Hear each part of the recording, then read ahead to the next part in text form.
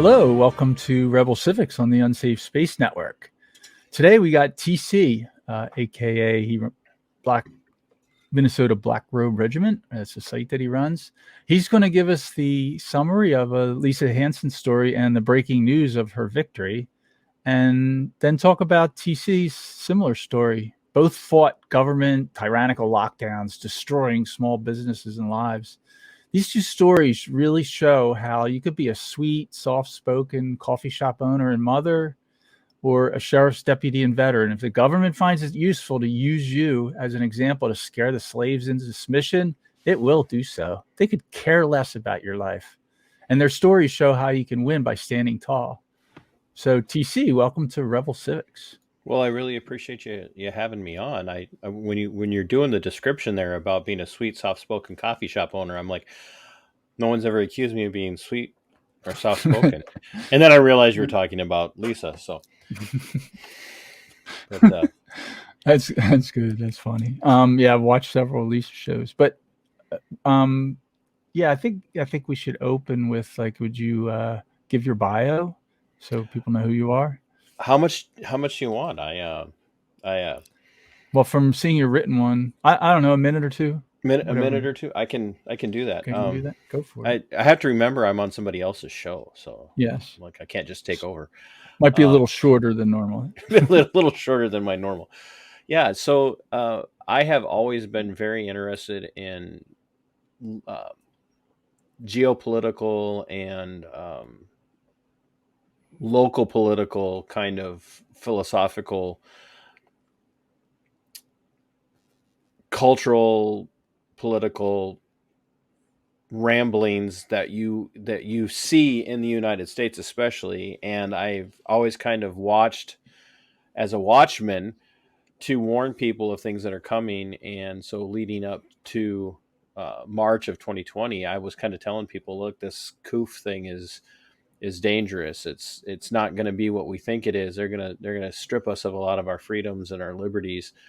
And I got a lot of people kind of frowned on me telling them that, making jokes about tinfoil hats and tinfoil on the windows. And so as it all started to play out, and I was like literally predicting all of this stuff happening, how it was going to play out. Especially here in Minnesota, I told them exactly what was going to happen almost to the date, and what their expectations would be, and everybody, especially former coworkers, and it all started to kind of prove out, and people were really started asking me a lot more questions, and so I said I really need to talk about this. And so on April 25th, it was a Saturday morning, I decided to launch the channel, and I did a little very unprofessional intro video with my GoPro and uploaded it, and then threw everything in my car and drove up to St. Paul to the governor's mansion where there was a scheduled protest taking place. And I got there early enough to catch the crowds coming in, and did a lot of man on the street interviews that day. And the channel's gone from there. And it, in a very short period of time, caught some traction as far as locally. I mean, by the time I got home at the end of that event, I think I had like 5 to 10 subscribers on the channel, and I had no content at all other than my intro video. But I did get on the radar of my former employer by the end of May, and was approached about my positions and content and how I needed to be careful, because people could figure out where I worked, because people know who I am. And I'm like, okay, whatever. And I just kind of kept You were going. deputy sheriff, right? I was a sheriff's deputy for Olmsted County, Minnesota, third largest metro area in the state, third behind St. Paul. There's Minneapolis, St. Paul, and then the Rochester area. And that's where I was working in the detention end of the law enforcement world. And I just went on about my business, and we can get to the details on that further on. And I went on about my business, started interviewing small business owners who were suffering under the lockdowns. And one of the people that I became aware of was Lisa Hanson. When the second round of shutdowns was ordered, I had been telling people for 2 months that Governor Tim Walz was going to shut down the People's State of Marxisota, and Marxist. then and I told them this was Wow. coming, and a group of business owners in Minnesota got together and said, we're going to resist this time. It was 120, 150 business owners or so, and Lisa Hanson was one of them. And I became aware of her. She's only an hour away from me. And so it was a very sleety, um, bad weather day in Minnesota. I drove the hour, but it ended up being more than an hour. I drove an hour over and just very quietly entered the Interchange Coffee and Wine Bistro, sat down and observed the crowd that had come in to do business with her since she was open, and just talked to a few people about it, and nothing recorded, just having a, just regular conversation. And people are like, we're glad she's doing this. She has every right to do this. She should be doing this. We support her fully. And so then I went over, unbeknownst to me, while I was eating a sandwich and drinking a cup of coffee and talking to people, the Minnesota Department of Public Safety investigators had come in and presented a order to Lisa, ordering her to shut down. And I missed it. I didn't see this take place. And then so then after that investigator left, I went over, introduced myself to Lisa and said, hey, my name's TC. I have a YouTube channel. I'd love to have you on for an interview sometime to talk about why you're doing what you're doing. She had her kids vet me, and they said, he looks like the real deal, Mom. And it's, I'm sure that she's probably hung her head in numerous times since then, because I had her on very short time after that. But I had put out a juxtaposition video where I went through and I drove from Albert Lea to Rochester, Minnesota, and I recorded video in parking lots, because this is right around Christmas of 2020.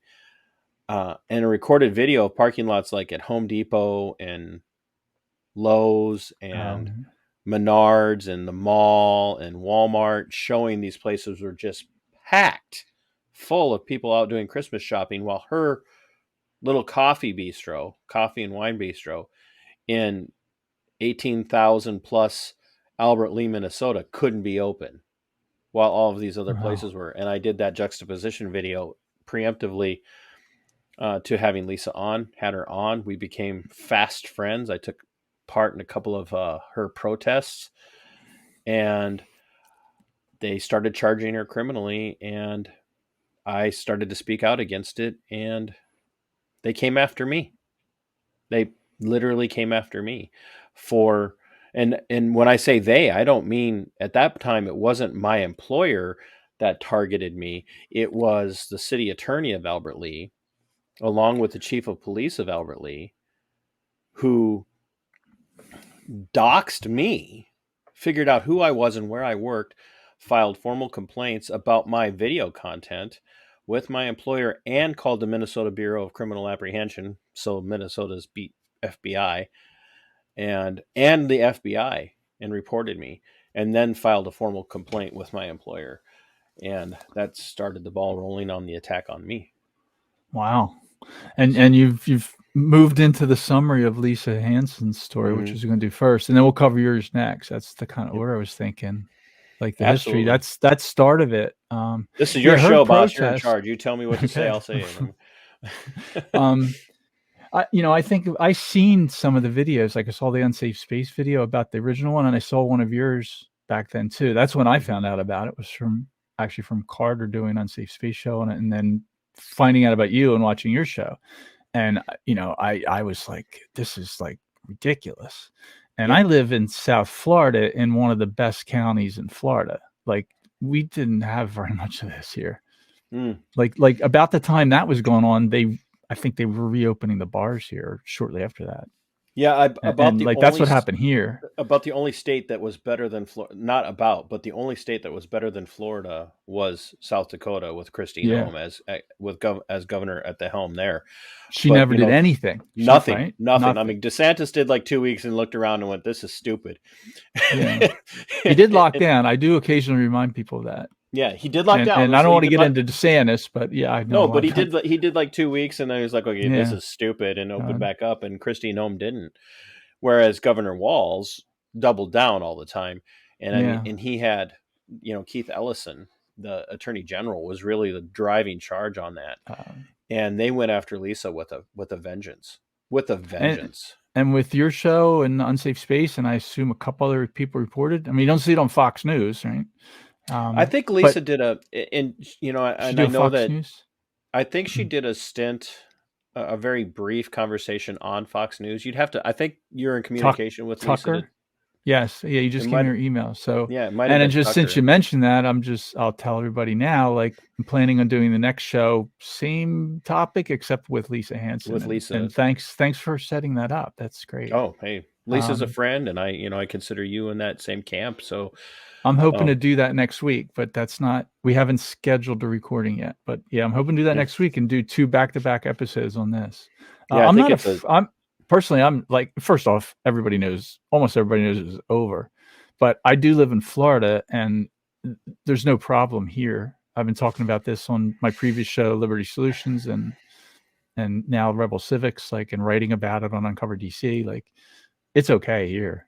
There's no way that the Florida government is going to go after me like this, and probably not even Minnesota now, right? To reopened. But that protest, I was just gonna make. I've watched that first video. I don't know if I think the first one I saw was Unsafe Space with Carter, and then I saw yours, and I remember at the time thinking that protest, which was the mildest form of protest you could ever imagine. I started thinking, and I've been saying this ever since.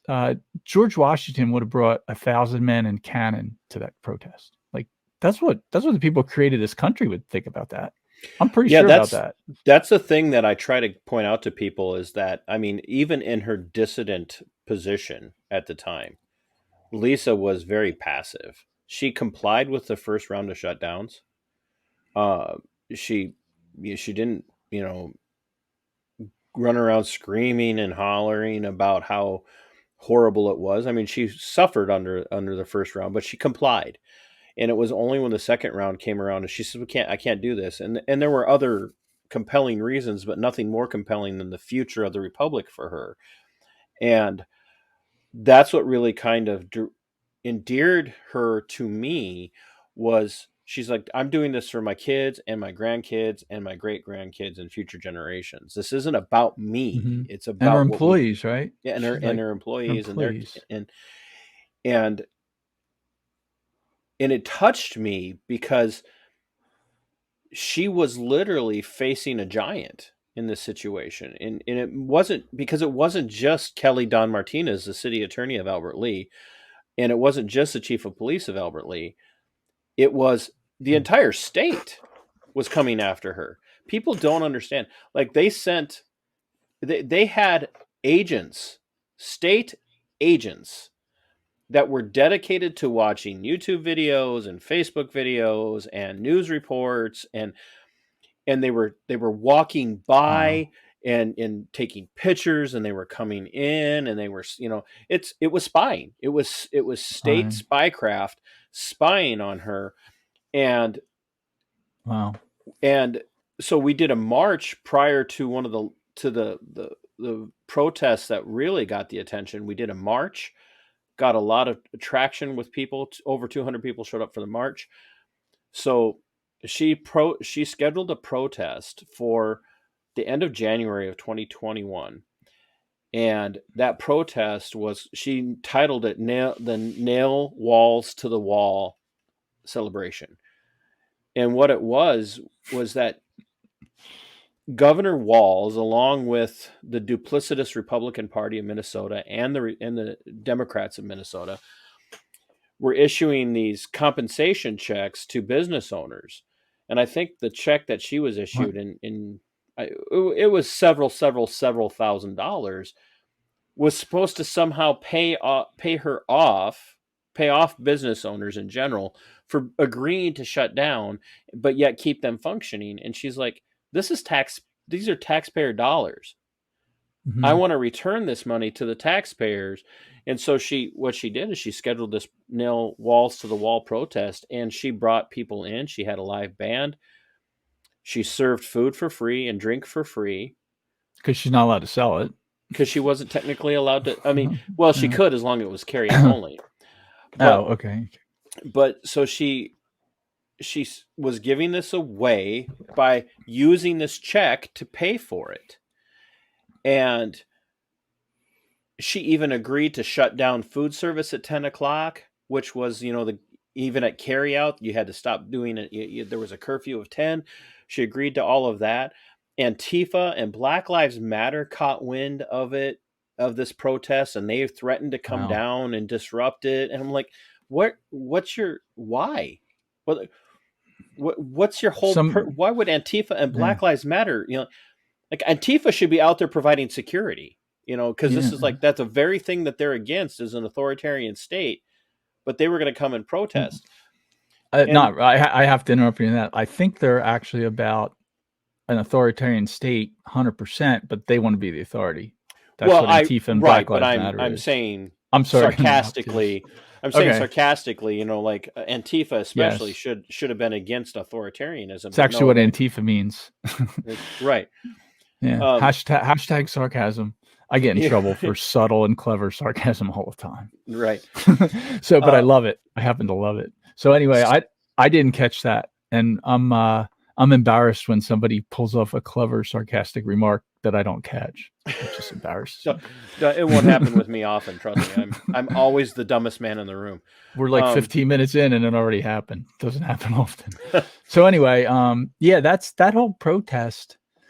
As I said about my county, like as far as standing up, to me, like you were a deputy sheriff, like to me, like the police are not going to stop that. No way. That's not even their job. Their job is to close Lisa's store. A sheriff's job is to go and stop that. Who cares what the city thinks, right? That's the sheriff's jobs in the county. You know more about this than me, I guess. But so I'll bring up your show from last week, where you were talking about the sheriff's deputy and the sheriff of the county that intervened in this veteran with PTSD, and how the ATF was going to come and you had said something that the sheriff is the highest law enforcement authority in a county, and I agree with that, but that the sheriff can even tell the chief of police what to do. And no, it's hard for him to do that. Yeah, it's he could get defunded. That's exactly the case. Sure, the sheriff is elected by the people, and therefore everybody who serves under the sheriff works directly for the sheriff, and therefore works directly for the people. And the sheriff doesn't technically answer to a county board, and the sheriff can go in and look at the chief of police and say, "You're not enforcing this stuff, even in the city, because we're not going to allow you to bring your arrest into our detention center or our jail. So we're not going to back you up on this."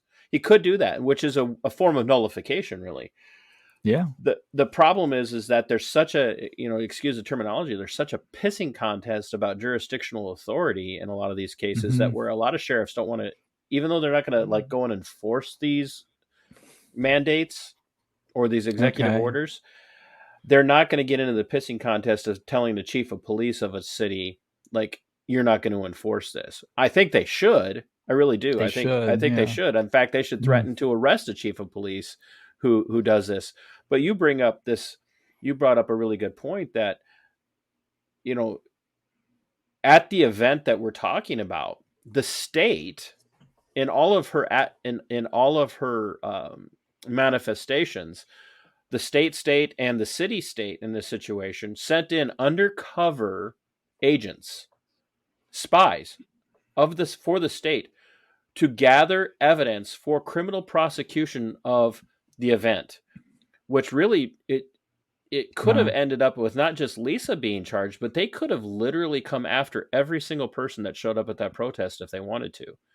And what they're doing there is, as I interpret it, they're looking for a good case. Like if somebody wants to take a case to the Supreme Court, you look for the perfect victim. They're looking for the perfect victim to hold up to scare the people. And they look for they got a whole team looking for that. And they picked you and they picked her. They spent thousands of dollars just on this event alone, tax money of tax dollars, on investigators and equipment. And the chief of police of Albert Lea, J.D. Carlson, I call him Carlson the Coward, colluded with the city attorney, Kelly Dawn Martinez, colluded with her to use a confidential, reliable informant to gather evidence, video and still picture evidence of the event. And for those of you who don't know, who maybe are new to the criminal world, 98% of the time, a confidential, reliable informant is a criminal, a person who is facing severe criminal charges. At the very least, 98%. Wow, 90. Easily 98%. Wow. Because you don't just get somebody who volunteers, right? You don't get some jack wagon who just shows up at the chief of police office and says, hey, I know there's this event going on and I disagree with it, and I'm a law-abiding citizen and I want to come and help you. Normally what ends up happening in the case of a confidential, reliable informant is that they talk to somebody in law enforcement and they like, you got me dead to rights on this particular case. You get me a deal. I'll get you information. What do you need? And in this situation, they sent this confidential, reliable informant in there again, without knowing who they are. Right? You're using their title for that, right? Right. I'm reliable, using their confidential. Title. I'm using their title. Sends in this person who is more than likely, based on history of what a CRI is, sent this criminal person in to gather evidence on a non-criminal. Lisa was not a criminal. The only thing that she was doing was defying tyrannical executive orders and mandates from a governor. Unconstitutional ones. Unconstitutional ones. Which is illegal, which means they're illegal. Exactly. So they're criminal too. Like the actual criminals here, the bigger criminals, the government. Yeah. Literally, the criminal activity here is the chief of police using a criminal to gather information, video and photographic evidence that was then turned over to the city attorney and over to the state to aid in prosecuting a law-abiding member of the community for defying unlawful, unconstitutional orders. And they selected her on that. And they selected her to make an example. They selected her as she is a great example because and they held her up to all the way to the state level. That's she's horrible. Still facing state. She's still facing state cases. Okay. We haven't really finished the summary, and we will. Trust me, everybody. We will get to the breaking news eventually. Yeah. So, but you just understand the background. Lisa can tell her story far better than I can. So, I would prefer, because that's confirmed, we just have to set a recording time, or maybe she'll do it live. I don't know. Well, if this airs on Wednesday. If she watches this back, I'll jokingly say to her ahead of time, Lisa, you should do it live. It's more fun. Yeah, and we're doing this as if it's live to make the editing easier, so we can get the breaking news out. Well, we don't want to upset Carter, so we don't. That's impossible. So yeah, Lisa ended up getting out of that protest. I think it was no less than 9 different criminal charges, and I think they were all misdemeanors, or maybe ludicrous. That's ludicrous. See, that's what I say about sheriff, and I think you agreed. Like the sheriff should have stopped that. Even the city police were there, and there were state cops there, sheriffs. And when I look at a perspective of sheriff, my sheriff is pretty good, my county. Like I've voted to reelect them. The only significant Antifa BLM protest that was held here right after, what's his name? The new hero of the movement from Minnesota. George Floyd.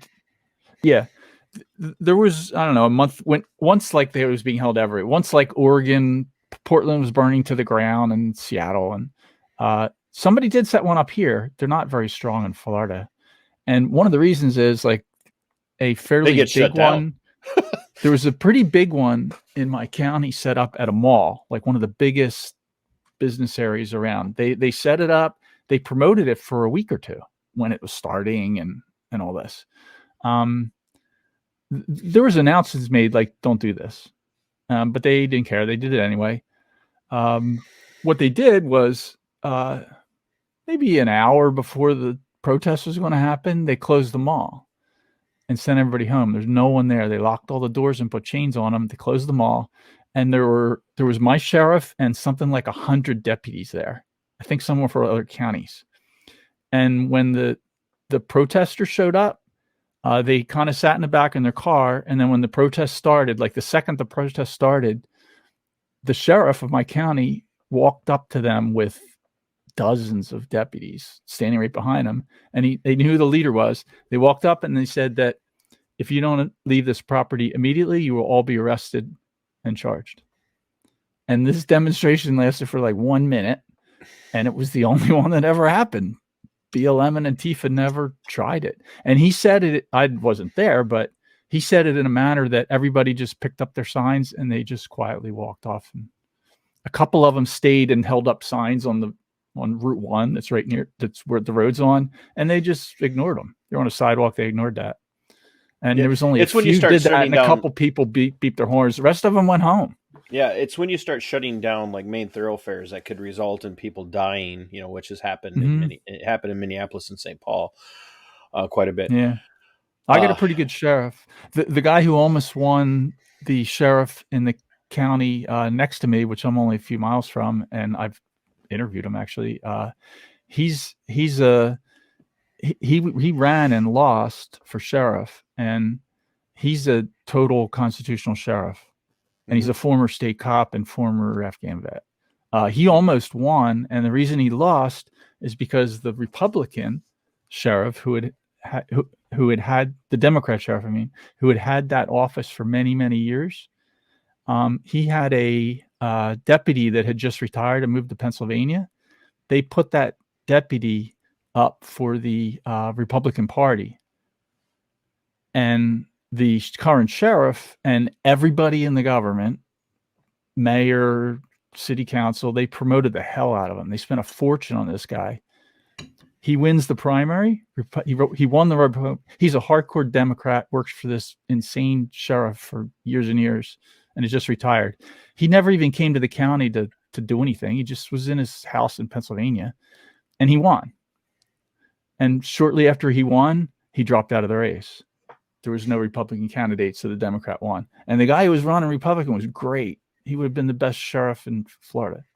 And he only lost the primary by a small amount. But yeah, that's the kind of shit. I shouldn't say that. I mean, you already said pissing contest, so I guess I'm going to have to hit explicit content. I don't know. Well, it's a biblical word. I'm not going to do that for that. I didn't know that. Yeah, it's a biblical word. Huh. That's good to know. Yes. I'm going to remember that next time somebody accuses me of saying that. Yeah, I point that out all the time. It's right in the Bible. Yeah. It can't be bad. It's in the Bible. It can't be bad. Yeah, we better not go there, because that we should do a whole show on. We could do a whole show. Yeah. So when you look continue at Lisa's story. Yeah, when you look at the situation with Lisa's case, I think the sheriff over there could have done more. I consider Sheriff Freitag, who's going to be former Sheriff Freitag because he decided to retire. I think he could have done more. I mean that not as a jab. I think he could have told the state, no, if I find out that you're sending people into my jurisdiction, I'm going to run you out. He really could have run them out of his county. He could have run them out of the city. But could he have gotten away with that in Minnesota? Even in Minnesota, probably. He's not really opening himself up that bad. What do you do in that situation if you're the state patrol? Are you going to, pull a bunch of resources over to have a standoff with a local sheriff? That's not going to end well in the public. Horrible image to the public. A horrible image. And the state patrol is going to lose that image fight. I didn't think about that. Yes, that's not a good tactical move. No, not at all. But because what had happened was, prior to all of this, Keith Ellison's office, the Attorney General, had called every single law enforcement agency in the state and every county sheriff and said, hey, we really need your help on this. We need you to help us enforce this. And a lot of sheriffs in Minnesota told him to pound sand. And in this case, Sheriff Freitag told Keith Ellison's office, pound sand. We're not helping you. We're not going to help you enforce this. You want to enforce this, you're going to do it without us. I think he could have been harder and said, not only are we not going to help you, but we're going to run you out of the county if you try. And I think that could have changed a lot of things across the state of Minnesota, because Lisa Hanson's not the only victim of this, of these businesses. There are a huge amount of women business owners, especially bar and restaurant owners, suffered under this. They picked women? Sexist. They actually Yeah, picked women I as better pointed that victims. out. And like in one case, in the case of Larvita McFarquhar, who'd be another great interview for you. Larvita is a minority female, obviously, Ooh, that's a good one. a minority female who was victimized by the left, by the left, for being a dissident. Wow. And I could You know probably, how much that yeah, sorry to interrupt. As I said earlier, like you know how much that scares the tax slaves. mm, like yep, that and it they're scares always looking to and make an women. example out of somebody bold.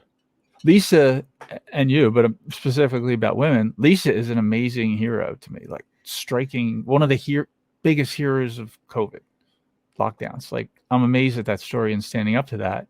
But uh statistically, it is far less likely for a woman to stand up to that than a man. That's just how it is. That's I would actually reality of say, the I would say, differences. I would dispute that evidentially over here in Oh, really? Minnesota over the last 2.5 years. Wow. The Is the that most that's interesting. the most vocal business owners who are the most resistant and least likely to cave in the state of Minnesota were women, Oh, that's amazing. I which I didn't. think is Yeah. a judgment on manhood in Minnesota, maybe in the United States today. Wow. Um, And just for future reference, I always appreciate a fact check when I'm wrong because I don't I'm not. actually know the statistics. I'm And not and in saying. Florida, I only I, know of a few. I know of some people in Florida that totally stood up to it firmly. They're all men. So I don't know the full numbers in Florida, but one of them is a pastor of a church who refused to shut down. Another one is which one was that? Is that Rodney Howard Brown? I don't remember the name. It's in the Sarasota area, I think, or Might be Rodney Howard Brown. I know he got arrested it's for it, actually. it's the church that Chris Ann Hall goes to. Do you familiar Mm, with her? yeah, I know who she is. Yep. She's a stand up woman. She's a totally stand up woman. Yeah, I'm Got pretty fired sure as that's. assistant prosecutor for teaching the Constitution to Tea Party people, and Yeah, I'm I've pretty. learned a lot about it from her. I met her a bunch of times. Anyway, yeah, there's another woman that stands up. So that's interesting. You may have corrected me, which makes me Well, want to and there again, fact check myself. I'm Well, not saying Minnesota, that's the case. in Minnesota it's been predominantly Yeah. women. In fact, it's kind of become a thing in Minnesota now that women are out here saying, why are we the ones standing? Where are the men? Where are the men? Do you think Here, Lisa did that or influenced that? She was early standing up, right? she wasn't. She may have. She actually wasn't early, Yeah. because there were people who started standing up prior, Okay. but they didn't get the coverage. And I was trying to get coverage, and I did. I do have some interviews with people who did say, screw it, we're not shutting down, or here's what we're going to lose if we do shut down. The first round went real smooth. There were a few shutdowns. There were a few, forced business closures, like stripping of licenses and stuff. It was the first round that really laid the groundwork for the second round of shutdowns, where you started to see people stand up. The problem in the second round of shutdowns in the state of Minnesota was that it was a pretty good number of male and female business owners who agreed they were going to stay open on the day the shutdowns were supposed to start in the fall of 2021 or fall of 2020. The problem is that 125, 150, only a handful stayed open, and the majority of those were female Wow. business owners. And That's the great. I men, think that's almost great. without fail, outside of just a couple, um, all shut It down. it, it They is said, we're a not doing it. No, no, never mind. Because they got these threatening letters, and we're going to take your business from you. And you have to have some form of empathy for these people. Like, you've poured yourself into this. You've fought all these, paperwork fights. You've invested all of this money, and they tell you, we're going to strip you of your license. So even when this is over, you're not going to have a business, and that's gonna devastate you. The problem is a lot of those businesses that did choose to follow the orders, even though they said they weren't going to, ended up by no by no mandate from the state, ended up losing their businesses because the economic devastation was secondary way such they that they destroy just couldn't lives. recover. And we've seen that in downtown Rochester. There have been a massive number of restaurant closings, and Rochester had a massive number of restaurants. but we've just seen a massive number of restaurant closings in the Rochester area. And when you talk to people on the DL, they'll tell you like it's all because of the COOF. It's just all of the pandemic measures. It destroyed us. We just couldn't do it. In fact, we were someplace the other day walking around the mall in Rochester, and the Champs sporting goods store was closed at like 2:00 in the afternoon. Now, or this was back Just then? now, just this last Saturday. It's still closed. You still have It was closed at 2 in the shutdowns? afternoon for the remainder of the day, and you're only left with speculation because they don't tell you on the sign why it's closed. It's just closed for the remainder of the day. But you can almost guess because the conversation that you're Wow. hearing is that since the COOF pandemic stuff, people just don't get a job anymore. It's really hard to find people that are willing to work. This is a striking state to state difference. It's like, I mean, even though I feel bad for Minnesotans, the difference is striking between Florida and Minnesota, or New York, New Jersey, Massachusetts, and both times in the COVID lockdown state, I was living in Florida where I think I only wore a mask in a grocery store like 3 or 4 times, and then I just stopped. And our major grocery chain here, 2 of our major grocery chains here had a policy in the middle of even Florida's mask requirements, when small businesses were shut down for a little bit. It might have been a month, I don't know. They had a policy where no employee was allowed to question a maskless shopper in the grocery store. And it was in the middle of the mask requirements by DeSantis, who stopped them very quickly. One of the quickest that did it, like you said, not as good as South Dakota. Didn't he step in and tell school districts that even though you're independent school districts, you're not doing mask mandates for your students? Yeah, that was very early. Yeah, almost all states, at least all the blue states, did not have in-person schools, and our schools were open. And sometimes the kids would be standing at the bus with masks, and it's really sad. But the vast majority of masks that I see today in my area are worn by children. And I've talked to some. The reason is that they're scared of COVID, and their parents will say, no, they can take their mask off. They want to wear it, so I let them wear it because they're scared. Like, that's such a horrible thing. I don't wouldn't reprimand parents or something, but I've talked to a bunch of kids who said that. They're scared. They're going to get COVID and they'll die. Like, they don't. And even parents will say, well, they're so malleable. Kids don't die of COVID, but they believe their teacher. Yep, and they're so malleable. I mean, that's why we teach school when they're young, because they're malleable. They take information in. And that's the purpose of government schools. to love that another conversation, Keith. We're going to have to turn this into a regular thing. Series. I have to tell Carter I'm starting a new series once a month.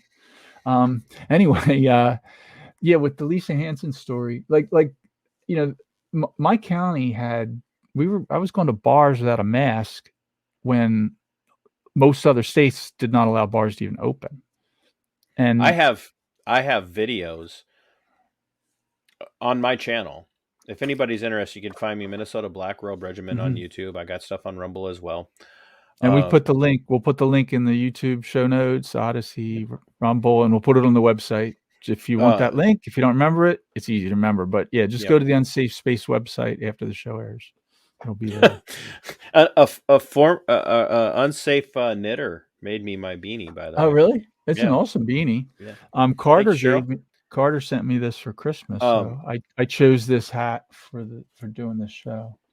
I have videos of me going into businesses and being confronted for not wearing a mask in Minnesota. And I've talked to people who have been in other states who had mask mandates in place, who went in maskless, and no one ever said a word. But I have video after video, 5 or 6 maybe minimum, on my channel that show just how fascistic the mask mandate was, and they had people that loved trying to enforce it. One of the most confrontational was a video of me at Trader Joe's in Rochester, and then the second most confrontational was one at Lowe's, and then the other one was at a Goodwill thrift store. Wow. And No one ever said anything to me at Lowe's or Home Depot here about not wearing a mask, even when 3/4 of people were wearing it. our Nobody even said anything. regional, our upper Midwest regional home improvement super center called Menards, which is just like it just dwarfs what Lowe's and Home Depot as Yeah, far as I'm size actually in this. familiar with it because I was in, Northwest Montana visiting Yeah, my parents for a couple weeks. They have them there they too, right? yep We they went in one actually because parents hired said it's so armed amazing. guards during the pandemic. They hired armed Wow. guards to carry Mask. rifles and handguns to meet you at the door and enforce their policy. I would not shop at a store. Don't keep I don't go vote with your back. feet, right? I I don't no, go. I Yeah, if I'd known that, I bought something in one yeah. 2 months ago. Like, I if I knew that, I would never have gone there. But my parents told me well, to I'm go glad see to it because ruin it's it so for you. amazing. You ruined it for me. I thought it was the most amazing hardware store. We walked around, there's, like, hunting clothes and stuff for deers and beautiful hiking stuff and everything you could possibly want for a farm. And in a huge gun section in the back, like, they're Mhm. enforcing the mask mandates. That's very disappointing. Yeah. Yeah, Well, the that didn't Montana happen here. Menards maybe didn't, but in Minnesota and Wisconsin, I know they were, and they're I can't headquartered out of. imagine them doing that. I mean, I follow all the rules. I don't know if you watch my traveling with firearms video. I follow Mhm. all the rules as best I can, and I spend a huge amount of time learning it. I carry a specific. I don't even carry a gun with the 17-round Glock or something. I have a 10-round Glock because I don't Mhm. even want to have a magazine that's got the extra spaces. I don't have Yep. a gun that can do that without a extended. So I do that, and I still go around Connecticut and Massachusetts driving to New Hampshire. But I would So say that the easiest check-in I ever did with a firearm in a plane was in Kalispell, Montana. yeah. And they Oh, just looked at me. They asked me a couple questions, I love and Kalispell. they're oh, it's a beautiful town. So I don't think there's any way a Menards in Kalispell. I don't know if there's one there. We were in the next town at the south of that lake. That's the one we went in. From being there, I was there for almost 3 weeks. I don't think there's any way a Menards there would do that. It's just not that Oh kind of yeah, I Northwest imagine they. Montana is not like that at all. I talked to people that said they never wore a mask, and nobody ever said anything. Like, that's what that place is like, even though they had mask mandates. One of the funnest protests I was gonna tell you, it's in a town, a couple towns north of me, at a place we go regularly. It's a really small business that's a cider brewery, and they make awesome cider. And we ride my Harley up there and fill up our growlers and come back on nice Sundays. Um, that guy is like the total stand up. Like, I'm not shutting my business down. No way. He never shut his business down. And at the time, like, that's the county with the insane Democrat sheriff who we won. The sheriff, the chief of police and the police, the FBI, the mayor, the town council, the county council, they're all like, you got to shut down, threatening them, telling them they're going to arrest them. He's like, I ain't doing that. He just like saying, he was making these great YouTube videos. Like, I'm not doing that. You guys are crazy. I'm gonna And so need a then link to this guy. they did a cease and desist and said to arrest him. The FBI was going to arrest him.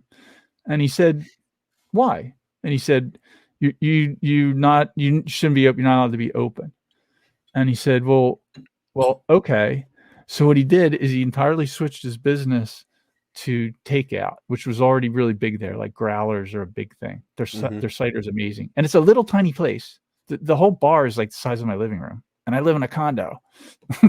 um, it's a tiny place, and they have a really big outside area with two different stages, and they do music there. One of the stages is like a 1930s international flatbed dually diesel farm vehicle, totally rusted.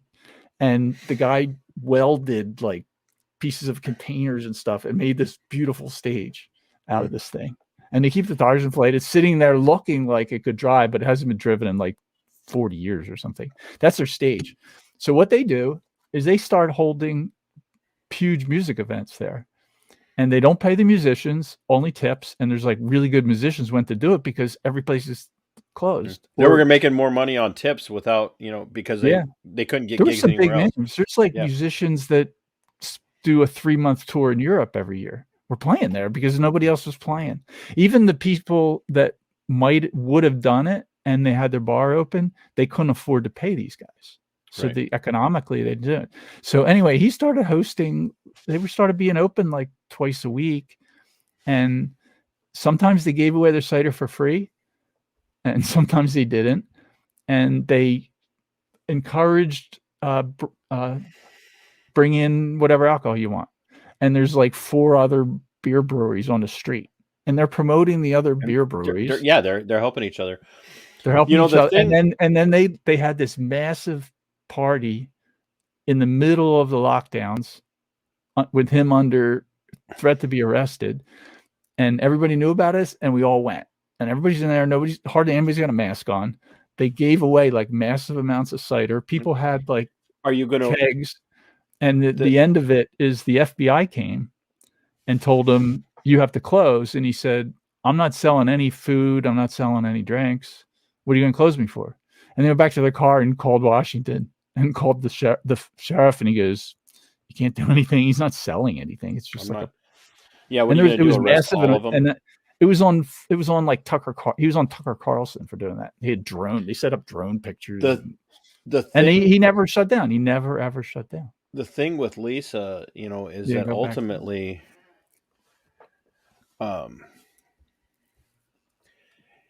she just continued to operate until it got to the point where operating was literally like financially, in my understanding of this, it was just fiscally impossible for her. And she ended up facing charges. They ended up putting a warrant out for her arrest. And at the time in Minnesota, sheriffs were given jurisdictional discretion as to who they would allow to come into their facility because of the COOF, and so basically what ended up happening was sheriffs would determine like anything that's a misdemeanor or a gross misdemeanor or lower would not be even arrestable on a warrant unless it was for a violent crime. So like a domestic abuse situation that hadn't risen to the felony level could be arrested. Or, a non-felonious assault of some sort could be arrested. But other than that, they couldn't. So Lisa technically, even though she had a warrant out for her arrest in Minnesota, nobody in Minnesota was going to incarcerate her during all of the COVID stuff because they were doing their best to keep COVID out of the detention centers, out of the jails, and out of the prisons. And so the sheriff's like, I'm not chasing her down on this misdemeanor arrest warrant. That's a decent sheriff. At least he stood up to that. There again, I could critique a few things that he did, and I won't, in the sense of like we all have to make decisions. So, but what Sheriff Freitag did was say, I'm not going to do this. Well, Kelly Don Martinez hauled him into court. She hauled the sheriff into court with the county attorney of Freeborn County and tried to have him charged with contempt of court. He's not. And if people don't understand what contempt of court is, like she was literally arguing that the sheriff should be thrown in jail until he complied with the arrest warrant. And so Lisa ended up being arrested in Iowa, transferred to, had to sign paperwork. I'll let Lisa tell her story. She got extradited? She ended up being arrested. She ended up being arrested in Iowa after she was spied on by law enforcement. They did they did a intelligence gathering mission, found out where she was, arrested her on these warrants at the behest of the state of Minnesota and of the city attorney of Albert Lea. And the chief of police, the chief of police was, he's not out of this just because he wasn't necessarily involved in the arrest, because he was part of this. Lisa ends up being a pro se and sui jurist in her own case. Goes at one time to present paperwork to the city attorney, Kelly Don Martinez. And I have video of this, and this is one of the ones that Carter showed, was how she was treated by the city attorney of Albert Lea. And in the process of this, Lisa complied with the mask order. She put on a facial covering. She signed into the city hall. She was escorted to the city attorney's office by as Albert Lea city employee, was then treated like dog feces by the city attorney, who then ordered her legal clerk to push a panic alarm to have Lisa removed, even though Lisa presented no threat to building or property. Wow. 6 to 7 Albert Lea Police Department officers showed up, and Lisa There's asked a panic alarm, sure. On a panic alarm. Sure. Which was a violation of Minnesota state statutes, an actual violation of Minnesota state statutes. And the lieutenant, Jeff Strom, who ended up running for sheriff and lost last week, Lieutenant Jeff Strom of the Albert Lea Police Department, instead of chastising the city attorney and having her charged for using a panic alarm unlawfully, covered for it. And Lisa asked what happened, and one of the officers said somebody may have accidentally pushed a panic alarm. Well, we know that's a lie because we have the video, and it's on my channel, where you see the city attorney order the clerk to push the panic alarm, and as Lisa's getting on the phone to call the sheriff and say, they won't take my legal paperwork, can you send somebody over here to serve this for me? The city attorney's clerk says, don't worry, law enforcement's on their way. So they knew full well what they did. She skated on setup. It was a setup. She and that city attorney and her clerk skated on that. Wow. The city of Albert Lea Police Department covered for her, covered for them. They faced no repercussions for that. And then Lisa ended up going to trial last year in December on the first 6 charges of the total of 9 at the city level, where she was ordered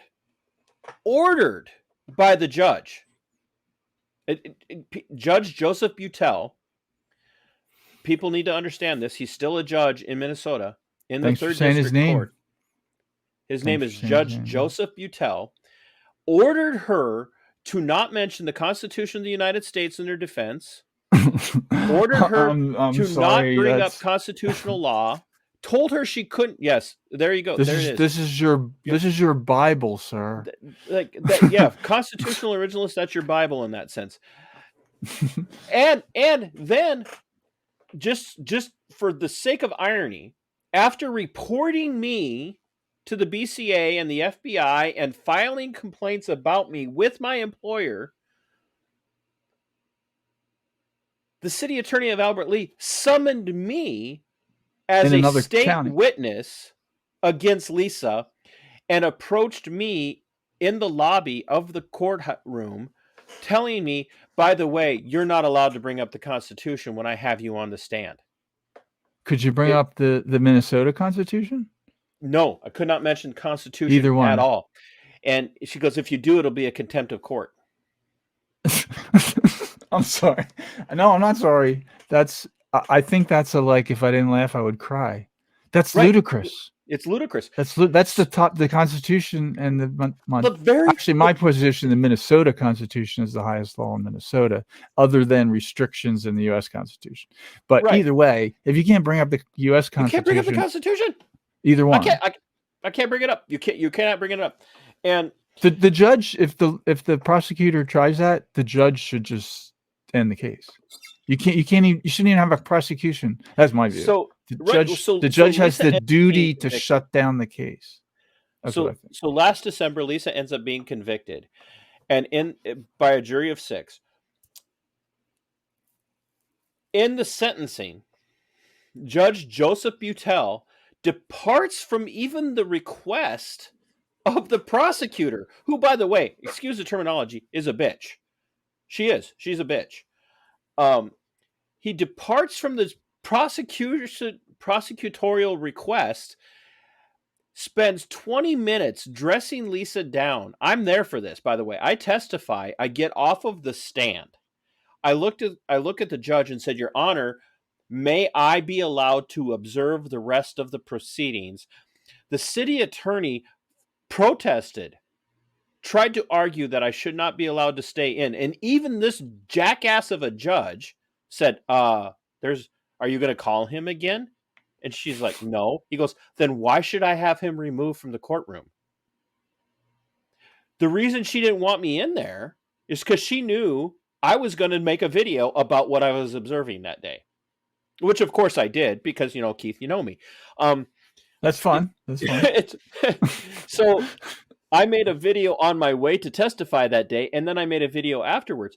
So the judge spends at least half or more, 3/4 of his address to Lisa, chiding her and mocking her for keeping her business open and thinking that she was a political activist, and told her, you're not a political activist, you're a criminal. A political activist does political activism the right way, and they take their complaints to their state representative and to their state senator to get these changes made. You were just profiting off of everyone else by keeping your business open while everyone else was a good citizen. So he sentenced her to 90 days in jail. 90 days. He confined her, imprisoned her for 90 days on misdemeanor charges, and told her he was doing it to make an example of her. He told her that. He openly admitted it. He openly admitted it. Lisa has the transcript. When I wrote petty tyrants in this promo show, like that's definitely true. It's petty tyrants. This guy thinks he's king. He thinks he's king. And unfortunately, the courts are letting him be the king. Well, right?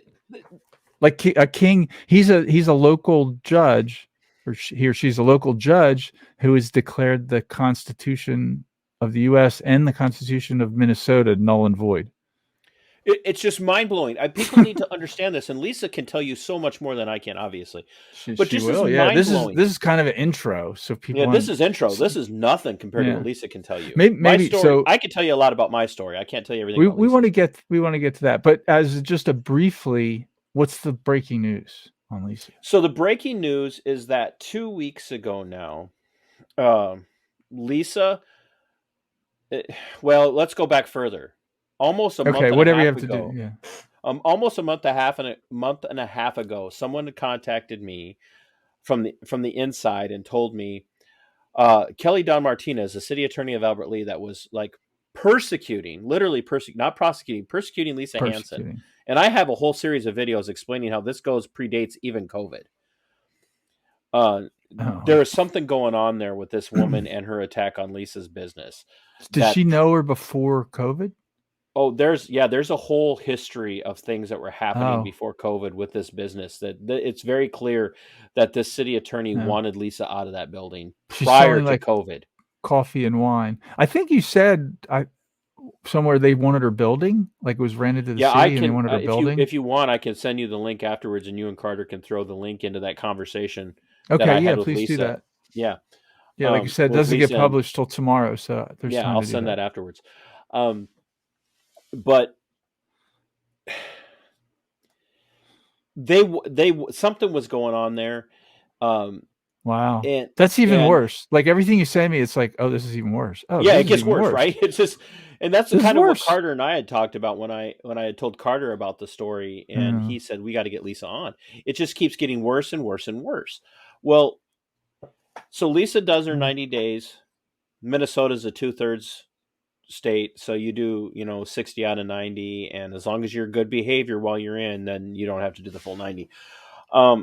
Which she never does bad behavior. She seems like the person that never in her life has done any bad Lisa behavior. ended up being like, they picked her to be like the laundry girl, like, we like you, you're a hard worker, so from watching a couple of videos of her, like she would have been the kid that the mom just said, oh, you really shouldn't do that. And she, oh, okay, I'll never do that again. Yeah, right. Like that's the. She's just who she is, right? I'm guessing, but that's what. She's just a sweet lady. She's a sweet mom. She's a sweet, citizen. She's a sweet grandmother, and it's so. What ended up, being really, mind blowing about all of this is that all of this is going on. The city attorney and the chief of police attack me. everybody sees the handwriting on the wall. Well, we get news almost 2 months ago now that the city attorney had resigned. Hmm. Public sector employees have protection, and I understand that to some degree. I think it's right. But the inside scuttle, and I can't confirm this, but the inside scuttle is that it was really kind of came down to the wire. The city council and the mayor and the city administrator looked at the city attorney and said, "You're out of here. You're done. We're going to give you the opportunity to resign, save face and leave." Well, got confirmation she has actually resigned. The irony is, are you ready for this? She's No. now a defense attorney. She's a defense attorney employed by the same county that crap canned me for my positions. That's right up there with one of the FBI's on the Governor Whitman kidnap team getting promoted. Yeah. Yeah. Like that's, go ahead.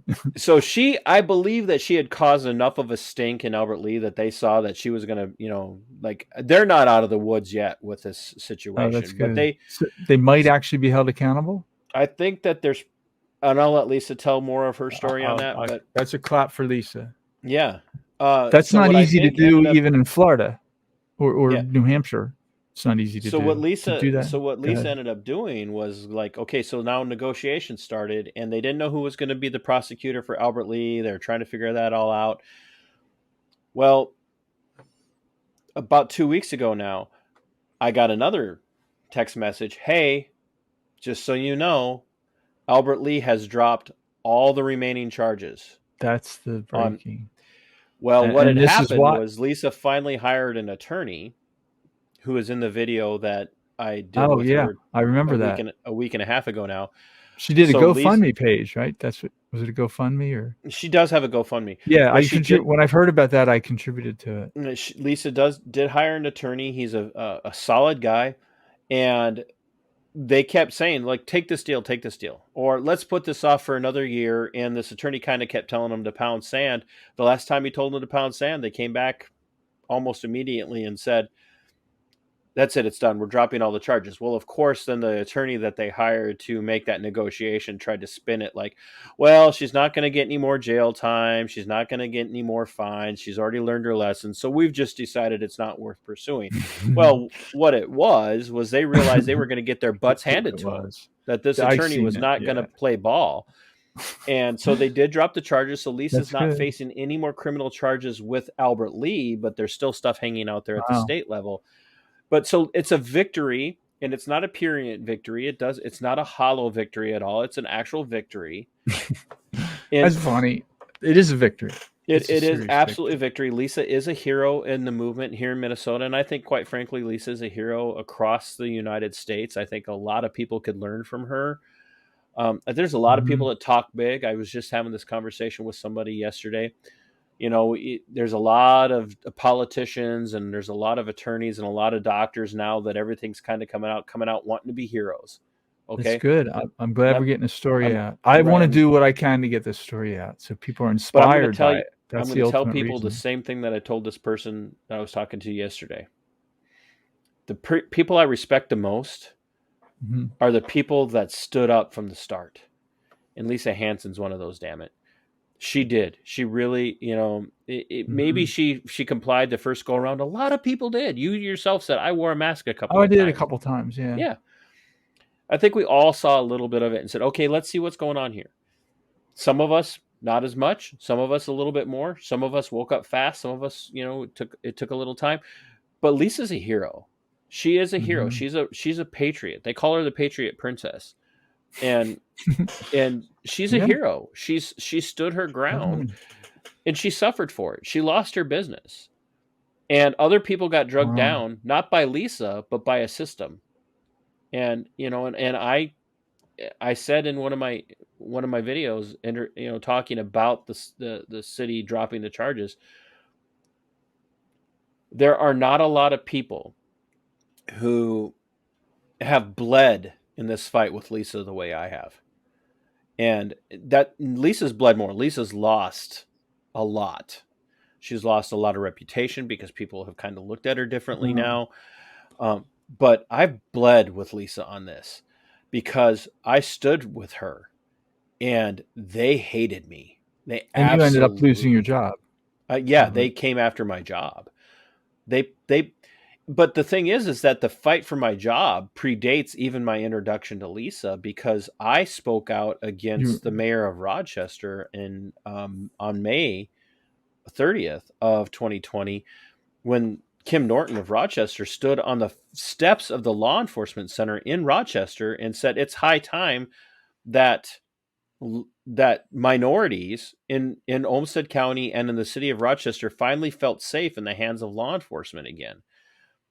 And What's I that supposed spoke to mean? out the day after she said that, never identified where I worked, never identified who I Hmm. worked for, never said I speak as a representative for the Olmsted County Sheriff's Office. I speak as a representative for the law enforcement community. I just did a video on my drive home that Wow. morning after she said those things. And I said, hey, Kim Norton and other elected servants, you need to choose your words carefully. You can't say Wow. inflammatory things like that. Well, that Especially about a night, black person. yeah, that night, Hmm. the chief deputy of the Olmsted County Sheriff's Office detention services approached me and told me I needed to be careful with my content. And I asked him, "Did I violate policy?" Nope. Did I mention where I work? Nope. Did I Did I do violate the anything First Amendment? did I do anything wrong? Nope. I he said I said, "So what's the problem?" And he goes, "Well, you filmed it while you were driving." And I said, "Yeah, I used a hands-free device." He goes, "Well, that's still technically distracted driving." And I sent an email after that meeting. I worked on this email. I detailed the entire conversation that we had that night. And I detailed it and I said, "Hey, here's what we talked about. Here's what I'd like clarification on. I'd like to talk to you about this when, and he never responded. It took him well, actually, I shouldn't say never. It took him 2 weeks to Wow. respond to that. And then he said, "Oh, I'd like to talk to you about this in person when you come back on days," because I was on a rotating It's schedule. Never had a meeting with me, ever. Never met with me. And it wasn't until February 19th of 2021 where I got called out of the housing unit I was working, escorted out to the housing unit by my sergeant, and I walked into this conference room and the chief deputy's there and he says, "You gonna have a seat?" And I said, "Well, what's going on? Do I need my union rep?" He goes, "No, no, no, I don't think so at all." So I'm like, okay. I sat down and he says, "Well, I'm giving you this formal notification of a disciplinary step notice." And I said, "Hold on, that doesn't work for me." I said, I need to go get my cameras." So I got up, walked out of the room, and as I'm walking out, he said, "You do whatever you need to do." And I'm like, "I will." And I went and got my cell phones and brought them out, and I'm recording. I record it, and the unredacted video is on my channel how where come I'm I can't? reading this. The most surprising part about all this is that you still have a YouTube channel. Yeah, right. Shh, Keith. Sorry about that. Um, Carter, there is one thing you need to edit here. there's, um, uh, that I have him on video. I say, I'm asking questions. I'm asking questions, legitimate questions. And he said, "Hey, I'm not Todd, I'm not here to debate you." And I'm like, "I'm asking questions. Is this?" He's like, I'm like, "When I asked you to meet with me about this, you said we could, and then you never did." And his response to me was, "I believe policy is clear." So then later, in that same meeting, like 7 to 8 minutes later, I said, now that you've given me my disciplinary step notice, I don't know what happens from here. I would like to get back together and talk about this." His response at that time was, "I think that's a good idea, but I'm going to need to talk to some people first because policy can be debated." In an 8 minute span, he went from policy is No, clear to policy can be possibly debated. debated. So, but one debate item I might like you said, okay, that's handheld camera is distracting for a driver. So, is it distracting for a police officer to wear a body cam? Is it distracting for a commercial truck, tractor trailer driver to have a camera on traffic for accidents? That's what he's saying, right? No, what he's saying is that I had him over a barrel and I had outsmarted him, and that was his only answer. That's what Okay, he's saying, yes, is that that's a he's a good. giant. Brian Howard, the chief deputy of detention services in Olmsted County, is a giant idiot, and the only thing he had was a Mhm. technicality. And I took that away from him because I says, you know what? I promise you, chief deputy, that will not happen again as long as I'm working for the sheriff's office. That's a good caveat. And And yes, that's a good stand. You might as well be clear, right? Like, is mhm. this really what you're saying? And here's the deal. Be clear. I applaud you, Yeah, sir. and so what ended up happening was is that I said, hey, look, I'm getting I sent an email. I said, I need clarification. I'm being invited to speak with elected politicians, like big names in Minnesota. I'm being invited to Yeah. speak at events. I'm being invited to host events, to MC events. Uh, Wow. I'm like, am I allowed to do these things? So I asked this in a question. I'm like, I need to know these things because I need to commit or not commit. Not as a sheriff or Not as a deputy, not deputy, as but deputy for my sheriff. content on my channel, Yeah. I'm catching attention in a What positive way. yeah, People are what they're paying saying, attention to me. you're restricting because of your job. They're saying the First Amendment doesn't apply, and the Yep, the Minnesota right to free speech doesn't apply to right. you. Which is And there are firmly ensconced jobs in that Minnesota's have that. constitution. Um, and I myself had a job like that for 30 years for having a secret clearance. But the Hmm. stuff I was not allowed to say was like, what does this particular electronic Job system related. do? Yep. What is the sale date for a aircraft carrier group escorted by Aegis missiles and LA class subs? Right. Like, I wasn't allowed to tell my wife that, and I never did. Now she might know because I spent a week in Louisiana before a ship was leaving. Like, but she would never. She knew not to say that. Oh, and my wife is a electrical engineer, and she has her security clearance too. And you told me a little bit about your job, like totally entailed that. You know what you're not allowed to say. That's all job related. This is Never clearly talked about freedom my of job speech. ever. Never talked about where I worked. Never spoke as an official representative. So I asked for these clarifications, right? On So that's February 19th where I'm written up. February 24th, I'm summoned back to the conference room. My sergeant says, hey, the chief deputy's got your clarifications for you. Let's go out and grab that. And I'm like, okay, this is great. Thanks. Appreciate it. Walk in, because in that meeting, I demanded all of the documents pertaining to the complaint against me, which was my right. It was my right. Wow. Yes. He said, I don't have them all. I can have them for you the next time you work. This is So the Alien and Sedition Act again. yeah, absolutely. So February 24th, they summoned me back out to the office, out to the conference room. He says, I cannot provide that to you. And here's notification that you're now being placed under internal investigation. Yeah, yeah. As a deputy for saying nothing to do with your job in any Right. way. They That's placed, and what I they, meant by that, like that's right up there with the law that someone who opposed the president, who wrote something in opposition to the president's policies or Congress's policies would be put in jail, but it didn't apply to the vice president, right. and that Yep. passed and was That signed by the actually president. happened. Yeah. Oh, Alien that actually Sedition Act. happened, and Yep. like I think 3,000 people or something, mostly journalists, were put in Hmm. jail for doing that. College students protesting the war during the Alien Sedition Act were thrown in jail, Yeah, in prison, no due process, no trial, no nothing. just throw them in jail. Yeah, that's what this Um, is. That is yeah, exactly what this is. absolutely. And they kept me. So get this: Mhm. not only was I on under internal investigation, but they kept me on duty. So I was under internal investigation for 60 freaking days, working with that stress. And it also shows they don't actually really believe it. They're just making Well, an he flat out example. said, "Look, if I thought this was serious, I would have put you out on administrative leave." So I end up having to sit down for. They hired a private attorney. Her name is Michelle Soldo out of the Twin Cities. If you guys Mhm. want to know who she is, look her up. She's a witch. I love Um, you putting all these names out. oh, That's I'm a awesome. name dropper, by the way. Yeah, that's like Um, they hired this private attorney, Soldo Consulting Group. She's basically herself. They hired her I'm imagining, I don't know for a fact, but I'm imagining to the tune of $200 or $250 an hour, the way attorneys are paid these days, to That's a super investigate me for cheap. I guess 60 days. that's a super cheap attorney Yeah, that'd be, well, for she's super government. cheap. For I mean, government, she's a government. legal whore. Um, Yeah, that's like a $200 divorce lawyer rate. right, exactly. You know, yeah, you could do your own divorce. Here's your divorce kit for $75. 200. Um, I don't want to talk about how much mine cost. yeah, right. With So they one of my hired good this. friends being my ex-wife, and us calling each other and say, "You tell your lawyer this, you tell your lawyer that," Right. blah blah blah.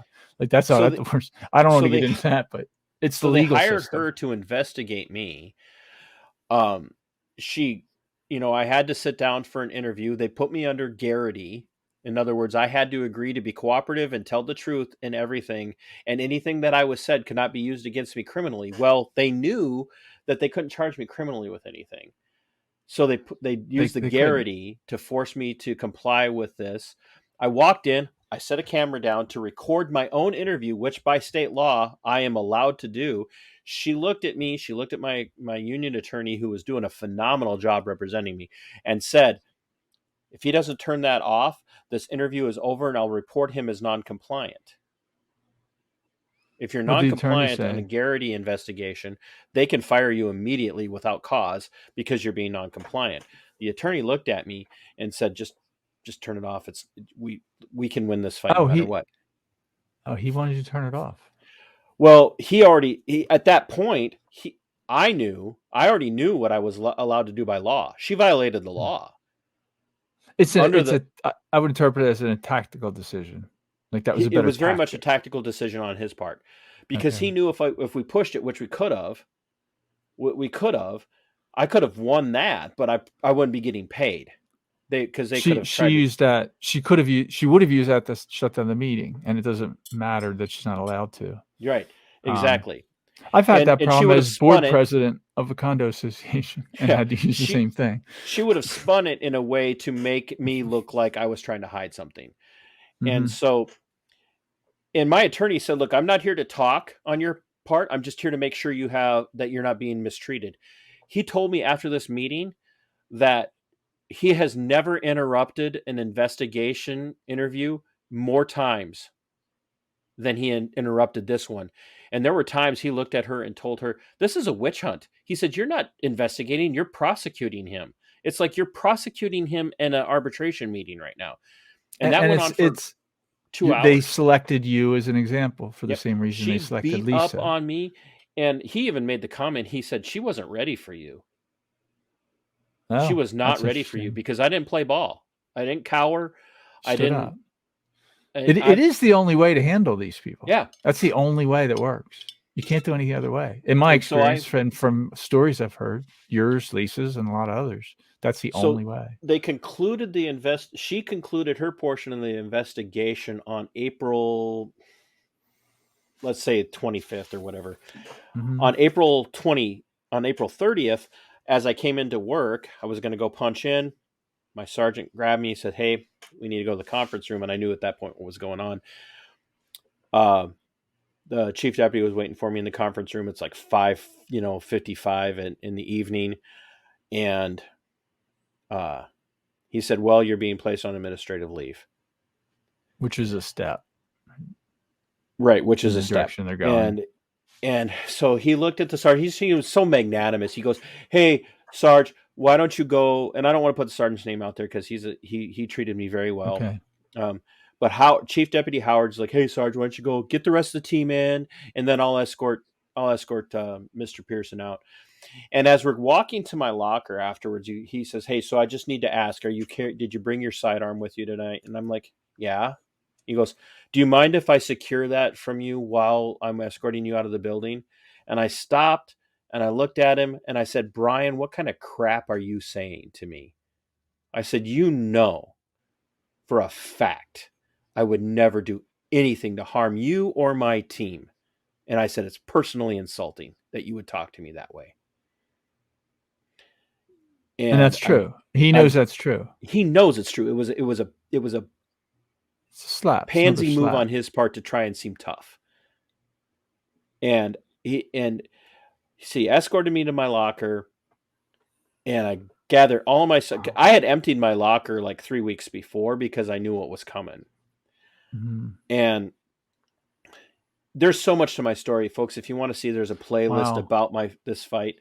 But he escorted me out, trying to make small talk, and I'm like, he goes, it's not personal or something like that. And I'm like, no, this is personal. I was like, I It said, is Howard, this personal. is personal. He's going along with picking you as an Yeah. example.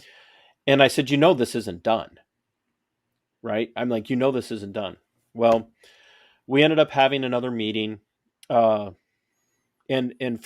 I think my attorney said that I'm going to do something that I don't do very often, if at all.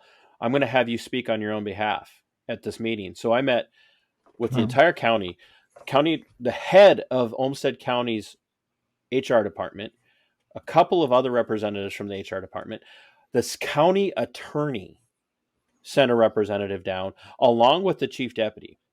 And there are like 8 of them, and then me, my union rep, and the union attorney. And the HR head put me back under Garrity and then said, well, how would you feel if we told you we had you on criminal charges? And I said, if you have me on criminal charges, then why aren't you charging me?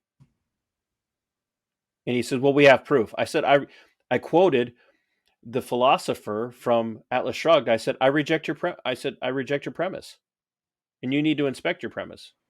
Check your premise, because if you had the proof, we wouldn't be sitting here. We would not be sitting here. He goes, what do you mean? I said, if you had proof well, what if I told you had proof? I said, you keep telling me that what if you told me you had proof, but where's your proof? My attorney was sitting there, you could see him going. He's presenting a hypothetical. He wants me to admit to something. And I said, I'm not going to admit to wrongdoing because I didn't do anything wrong. I know that's what you want, but that's not what I'm going to do. So at the end of the meeting, the HR head looks at my union rep or union attorney and says, hey, I think we need to go have a private meeting. So we agreed to meet somewhere afterwards. He went up and had this private meeting. We met somewhere. I bought him a beer. I said, hey, thanks. You're doing a great job. I appreciate you representing me. He says, I need to ask you a couple of hard questions. One, do you want to fight this? I said, yeah, absolutely. I said, they don't know who they're talking to. I mean, I had researched for hours on their dime, by the way.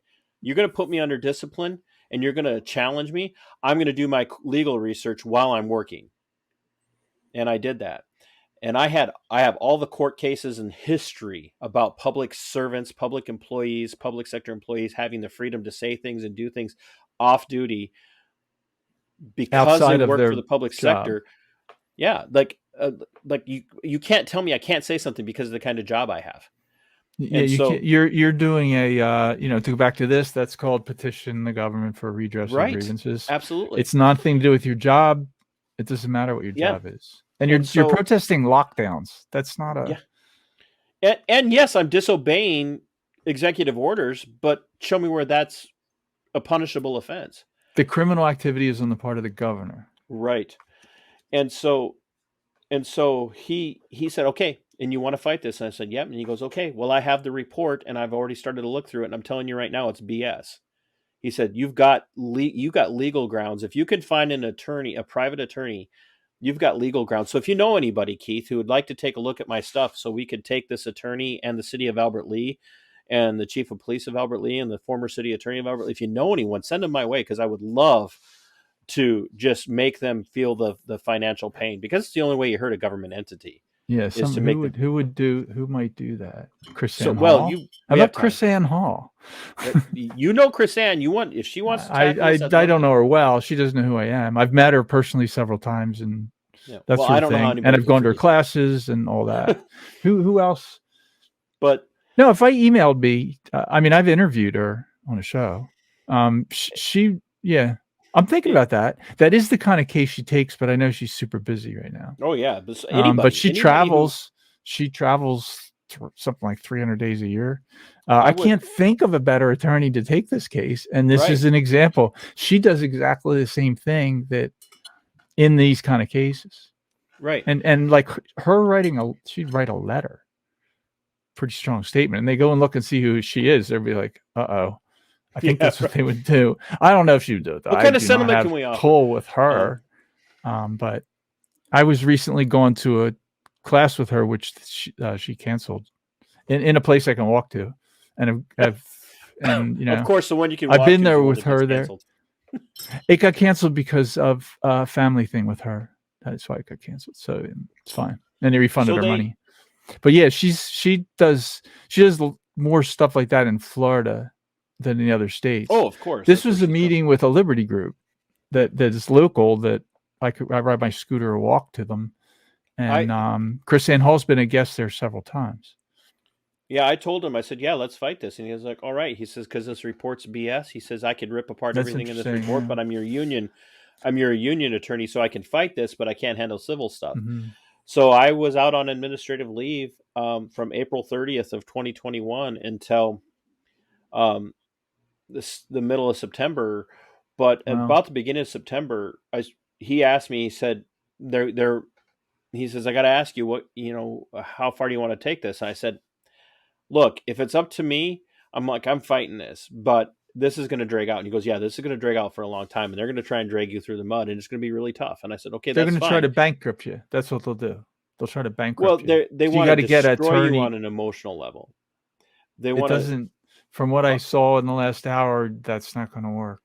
yeah, they want to destroy you on a psychological level, and they want to beat you down. And it's That hard. won't I work. mean, don't get me That won't wrong. I work. spent the summer last year I can imagine. hanging, I just can imagine. hanging on, waiting, dreading my phone ringing, dreading my emails coming Wow. in, and it was horrible. It was traumatic. And he called me up and he said, "Well, they want to know what you want," and I said, "What do you mean?" He says, "Well, they're looking for a settlement." And I said, "Look, the way I'm feeling right now," I said, "we fight this all the way to the Supreme Court because you told the HR rep in the meeting, like, if we take to the Supreme Court's going to rule on this in favor of Todd 5-4. They're going to rule on his part." He goes, "I guarantee you, he's going to win this." And it is the kind of example case that there are groups that would do that. Yeah, It's a and perfect example. You're the perfect one. You and know who used so, to do that, unfortunately? The Southern Poverty Law Center 30 years ago would well, have they taken hate this people one. like me now. So No, they're the complete opposite. They would take the what the sheriff did to what the mayor yeah, did to they the would. Supreme Oh yeah, Court and that's a argue good for her. sheriff right there. Yeah. So But yeah, I was just thinking of people. That was hashtag sarcasm.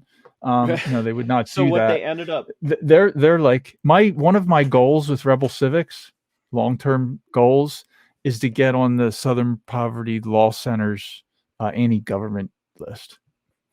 I get Rebel Civics on that. That would be like super success. I want to build up my channel to that point. That's a goal. So, somebody who's on that, Chris Ann Hall. Oh, She's of on that. course. She's one. You know what? I haven't She's looked. I the might be on only. there.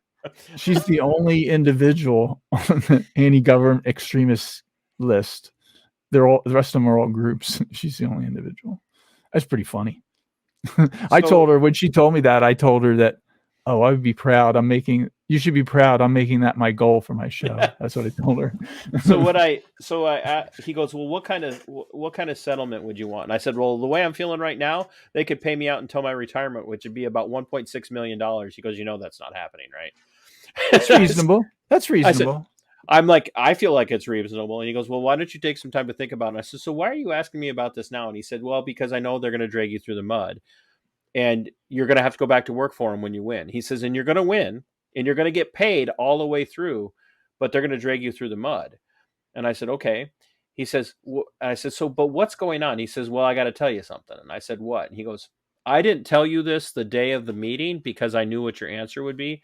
He said, "But that very day after the meeting, I had the private meeting with Julian, the HR head of the Olmsted County um, uh, Human Resources, like Julian, the head of the entire county's HR department, sat him down at his desk and looked at him and says, 'What do I need to do to make this go away? I don't need this noise anymore.'" And I told my attorney, I said, "Hey, here's the deal. I'm not making an offer." I said, "If they want this to go away, they can make me an offer, but they had better not insult me." And I mean that. I said they had better not insult me, because if they insult me, it's going to piss me off. It doesn't look like you're the type that tolerates bullies very well. I don't tolerate bullies, and I don't tolerate insults. Um, and I mean, like, insults on my character. You can call me a moron all day. I know I'm a moron, but I looked at him on the Hashtag sarcasm. Yeah. I looked at him in that metaphorical way, and like you do with your cell phone now, where you're like, and I said, here's the deal. I said, don't insult me. They tell him not to insult me. He went back and he says, you guys want this to go away? You have an opportunity right now to make an offer, and don't insult him. The very first offer they came back with came from Sheriff Kevin Torgerson, who just won re-election because he was unchallenged in Olmsted County. 3 weeks pay. 3 weeks. 3 weeks. Did you He laugh? didn't even wait to tell me. My attorney didn't wait to tell me. He told them he could shove their deal up their ass. That's what the attorney said. Yeah, and that he told him that, and then he emailed me the offer and said, by the way, I've already rejected it. Because he knew. He knew. I was pissed. I was like, what are you? It's insulting. Because it says they're not serious. They're not serious. Oh, no, they were serious.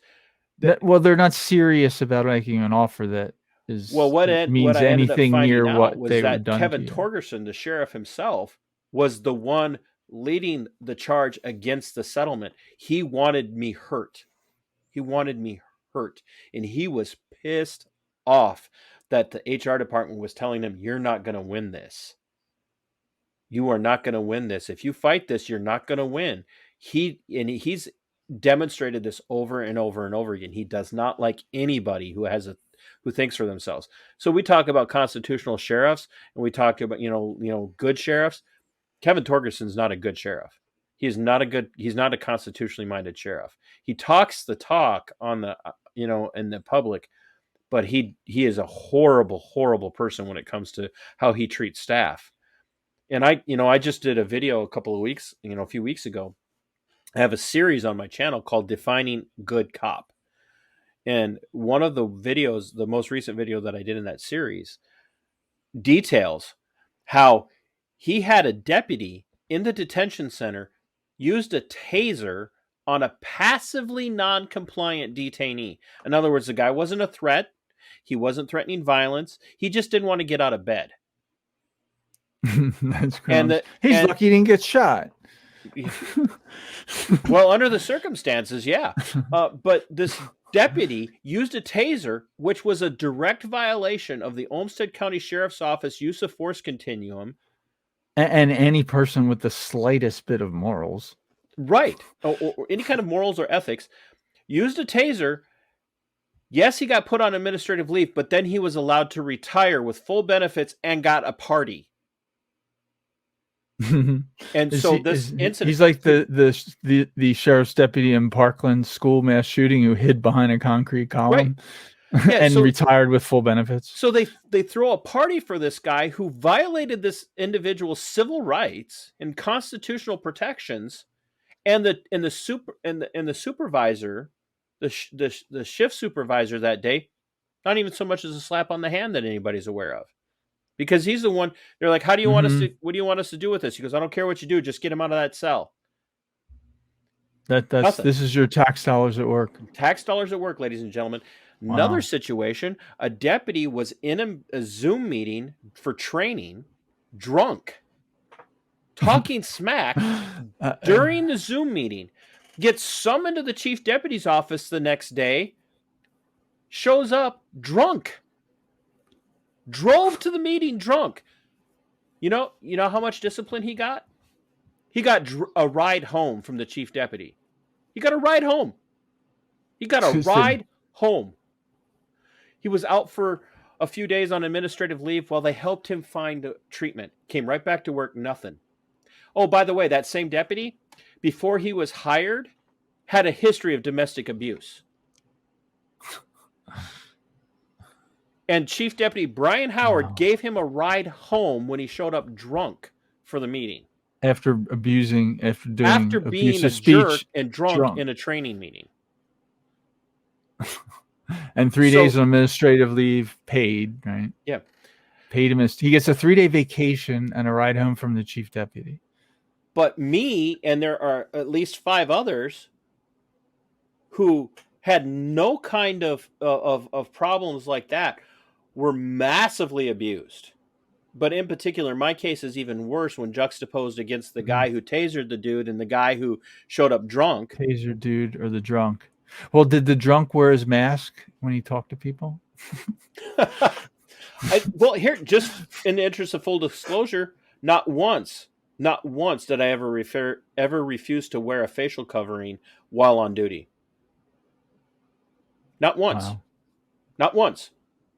You're compliant on that. All you're doing is you're just telling people about what the government is doing and going to the governor's office, going to protest, and petitioning for redress of grievances. But not once did I ever tell another deputy not to wear a mask.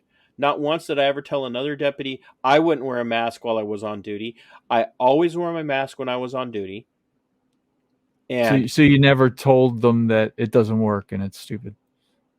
Oh, which is true. The early hours of the morning when everybody's talking about why do we have to wear these stupid masks when we're in a housing unit by ourselves and all the detainees are locked up, I'm like, I agree with you. Like, we all know these things don't work, but when I'm working without, and I didn't have a strong religious reason why I couldn't wear a mask, and I hate when people make that religious argument. Like, my religion, like, there's nothing in this in the Christian scriptures that say you don't have to wear a facial covering if your boss tells you not to. I do know people who would say that are devout, and I would debate them on that, but I would enjoy that. He's one of my good friends, and maybe I'll have him on with you.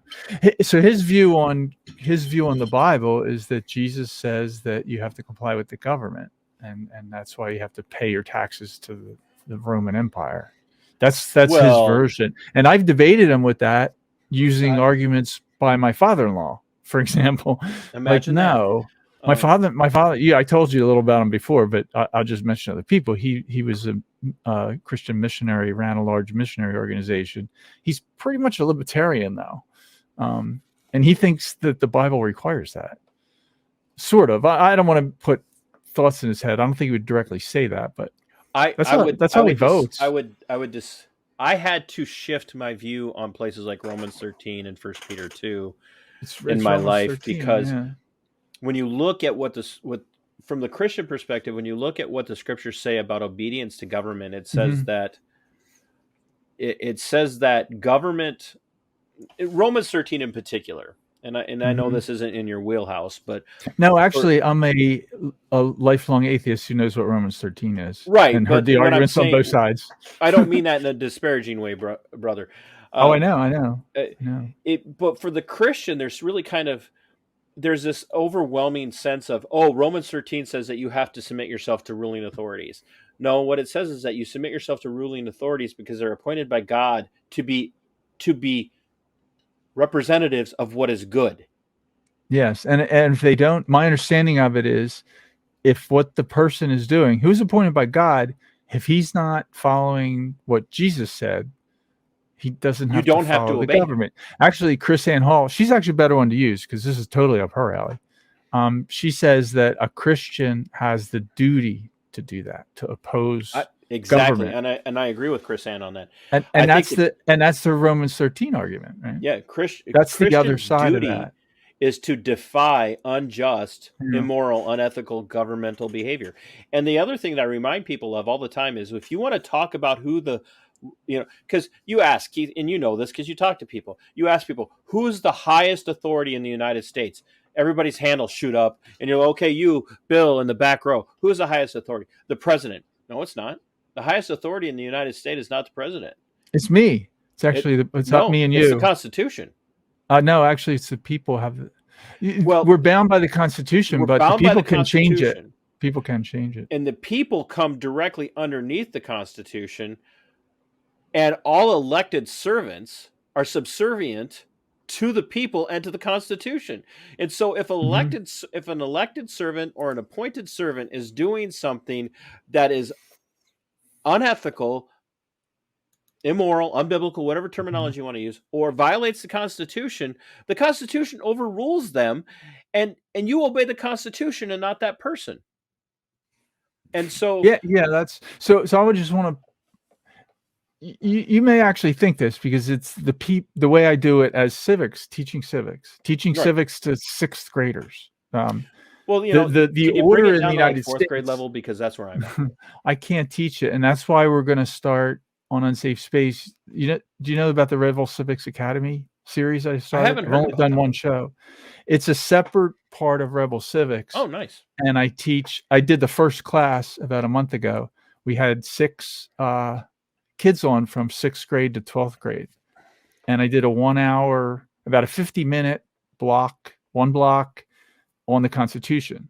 And I've taught in schools as a guest teacher from 6th through 12th grades on that, and on civics, other civics topics.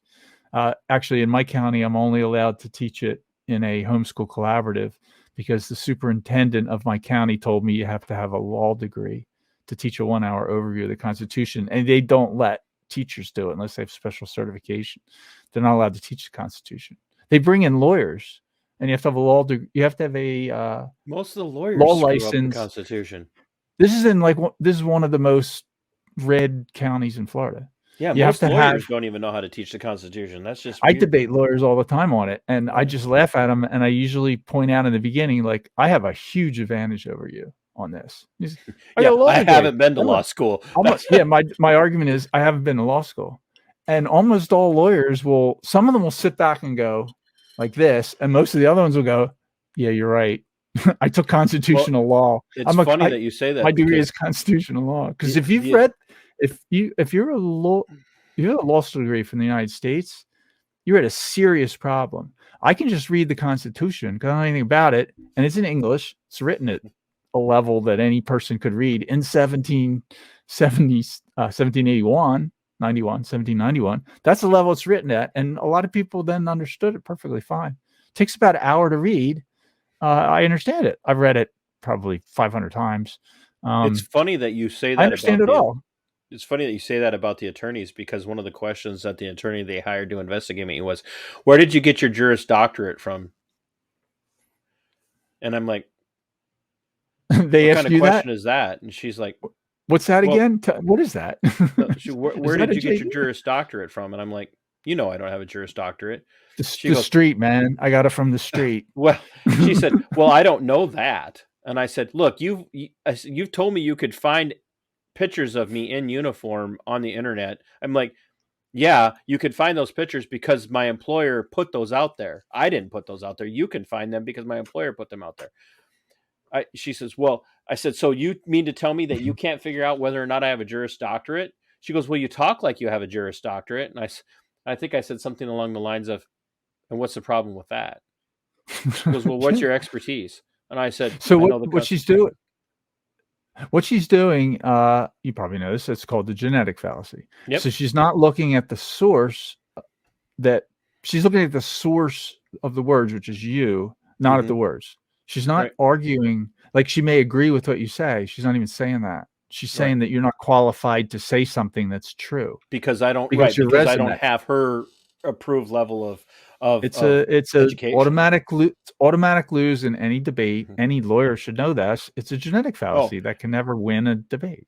The union attorney said you had her. He said, other than her trying to persecute you in this interview, you had her on the ropes. And that's funny. Yeah. While we were talking, I look up I have a quotes list. I look this up all the time. I actually have this one memorized, but I wanted to be careful before I said it on the air. I know Romans 13 from Chris Ann Hall, from a really good friend who's the other side of that. You have to do. Mm-hmm. Anyway, there's a quote from Scott Horton. I want to see if you recognize why I know what Romans 13 is, because I memorized this. This was in a debate with somebody about following the government. Scott Horton said, it says in the Bible, boy, you do whatever the president says if he's a Republican. Romans 13. That was his answer. I like, what did you say?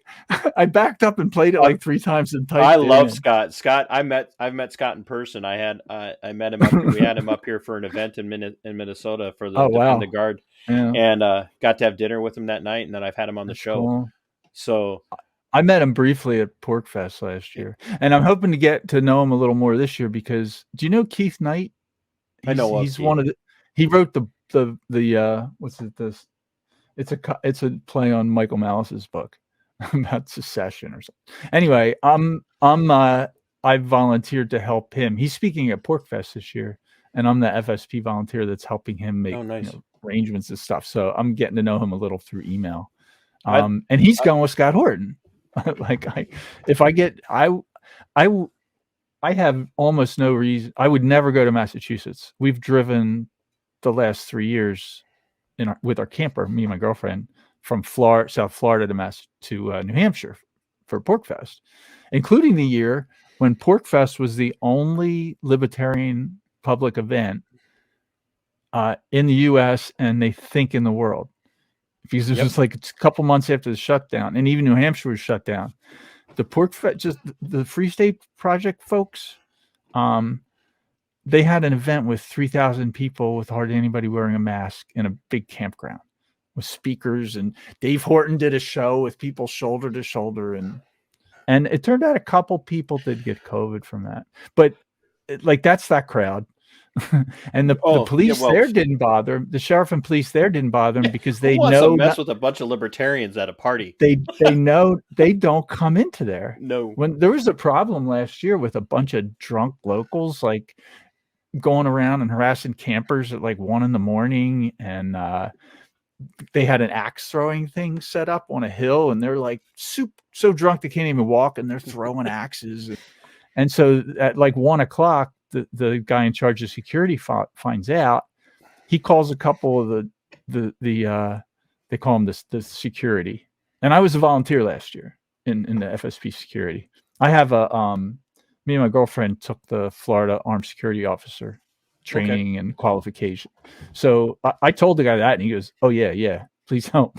So they call up a couple people, like 2 guys. They go down. There's like 20 of them. They're harassing these guys. So they call on a couple more Free State guys, and they call the sheriff. And the sheriff came and parked on this public street in front of the campground because they knew 3 or 4 Free State guys would have no problem with 20 drunk local teenagers throwing axes. And they just politely they told these kids, you're coming with us. You're coming with us.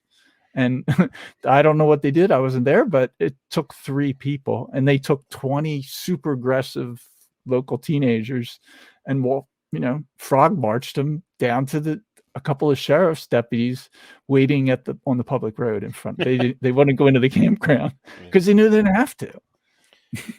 That's what security's like there. You go there. I won't go into that. It's too much. But just so you know what that community's like, maybe you should move to New Hampshire. I'm not going to move. They always try to tell me to move. I live in Florida, though, not New Jersey. I get that. Everybody's telling me move to Florida, move to New Hampshire, move to Texas. And I'm like, I like my seasons. I wouldn't. I don't tell very many people to do that, but you live in Minnesota, so you got a tough argument. The most common argument against it, including my girlfriend, who only ever saw snow once in her life. Marxisota. So Marxisota. That's a great name. The People's Republic of Marxisota, or People's State of Marxisota. I coined that very early in my in the history of the show. So yeah, Porkfest like 3,000 people. They say it's not in the United States. The campground is not in the United States, and the owner's totally into that. A couple years ago, the county food inspection people found out there's all these people selling all kinds of food. Right. In the trucks, like, no commercial jurisdiction here. They came in, they bought like a team into the and tried to shut down the thing. The Free State people frog marched them out of there. Frog marched them right out. They frog marched them and said, "Don't you ever come back." And they never have. Yeah. They don't go in there either. You can sell whatever you want there. And the environment is like, one of the quick ways I summarize it, there'll be like 2 professor-looking guys in bow ties arguing about Murray Rothbard and Mises. Yeah, Tom Woods. 5 kids. Yeah, Tom Woods is there. I've talked to Tom Woods there. And right next to him is a typical New York Hebrew with the hat on and the long Yep. hair in Yep. like business clothes, who look exactly like you're in New York, except he's got an AR-15 on him. Yeah. It's Like that's Free State. And I no, love the Free nobody State. if you walk anybody that was thinking about criminal activity, you walk into that campground and look around at all these like families doing stuff and people making speeches, and You'll change your mind quick. a lot of people are open carrying. A lot. Yep. I open carry there, open carry Glock there. Like, and a lot of people do. I open carry It's pretty much everywhere everywhere I go in that's cool. Minnesota. So I'm not allowed in Florida. I have to concealed carry, yeah. which me and my girlfriend often. You need to get depends on where we're going. You need to get the armed fisherman on your show. The armed fisherman. You're gonna have to send me a list. Yeah, the because you give armed me a bunch of fisherman, ideas. Sully Acker. He walks around. Nobody. He walks around the entire state of Florida carrying an AR-15 on his back and a sidearm. That guy. I know. Yeah, I've never talked to him, but I know that guy. While he's fishing, I think you guys would have a blast. So, that's a good idea. And just for background for people that don't know, the only way you can legally open carry if you're not in the government is if you're fishing. You're allowed to when you're fishing, hunting, including or camping. going. Yeah. Well, yeah, hunting and camping, it depends on the place. And national parks, state parks in Florida, you can open carry in a campground, but you can certainly conceal carry almost everywhere, rest stops and stuff like that. But one place you can is the post office. Yep, federal. So I have to put the gun in the center console when I go in to get our PO box. I can't count the number of times I've had to catch myself going to the post office. The post office. It's so funny, and I'm old, so I remember the postal, like where the postal comes from. I think actually the post office is one of the places I do want to carry. Yeah, right. It's kidding. More likely than the grocery store. I mean, a grocery store here, pretty much everybody says there's never going to be a mass shooting in a grocery store in Florida. There's no way you get Texas, very far. Who wants to? Texas, they don't do that. Texas. You have to go to gun-free zones. Yeah, here, there would be no surprise if some 75-year-old lady pulled out a Glock and shot the guy in the head from 30 yards. That's what Florida's like for me. Anyway, we're getting off the topic. The general topic here that I want to close with, I see your story and Lisa's story as being examples, as I might have said it earlier, of the same thing. Your targets picked out for reasons of being a good success.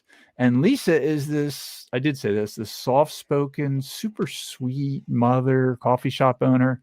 And you're a deputy sheriff and a long-term veteran. And you look at you, and you look at those two cases, they span pretty much the range of American citizens. That's pretty much the whole range.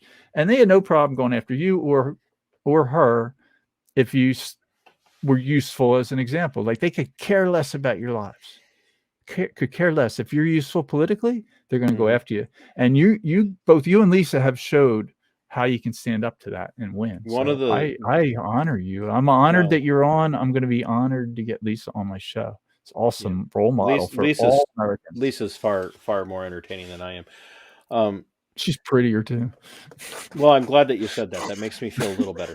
I don't mean to be sexist, but that's just the way it is. And that makes her more. If it were me and Carter, and you said that Carter was prettier than me, I might be concerned. But I will let you say that Lisa's more. Why? That's true too. Wow. Don't you think? I don't think. No, Carter is not prettier. No, you're not going to say that? Okay. Love you to pieces, Carter, but you're not younger.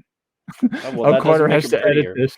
I'm sorry, Carter. Carter has to edit this so he can get out on time. Oh, he'll leave that in. He could add. So, Carter, if you'd like, there's two things you might. No, you cannot take that out, Carter. The other one. So, okay, good. All right. He's the guest. The guest position wins on that one. The funny thing was that as the settlement was being negotiated, because they were going to terminate me, and I had veterans preferences or veterans protections and stuff in place. Mm-hmm. So even through the whole fight, even if they terminated me, they would have to continue to pay me and give me benefits and all of that stuff. So it would have been worth if it was just me and I didn't have to worry about anything else and didn't have to worry about anybody else being drugged through the mud and the stress. I'd probably still be sitting here doing my show and getting paid for it. But the attorney said that they didn't even. My understanding is they didn't even try to put a gag order in the settlement agreement because I was very clear. I said I want them to understand I will not sign any kind of gag order or any NDA. Mhm.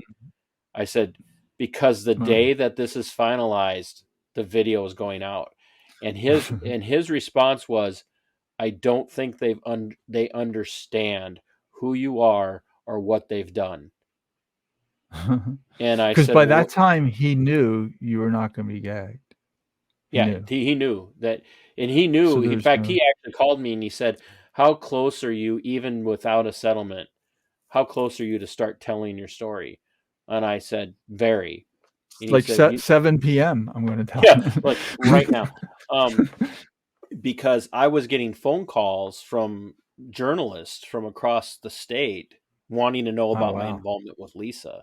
Were they journalists who would say the truth, or would they use that to It spin was it? it was legacy media types, So Oh, so they would um, use it to spin whatever I preferred had a story guy they from the have. St. Paul Pioneer Press, I think it was, or maybe the Minneapolis Star Tribune. I did a video about it. He called me up and says, "You want to talk?" And I said, "I'll talk to you." I said, "But I, I said you have to understand. I'm going to beat you to the press with this." I says, "I'm going to do a Mhm. video immediately after getting off the phone with you talking about our entire conversation. That's going to be out Yeah. before yours."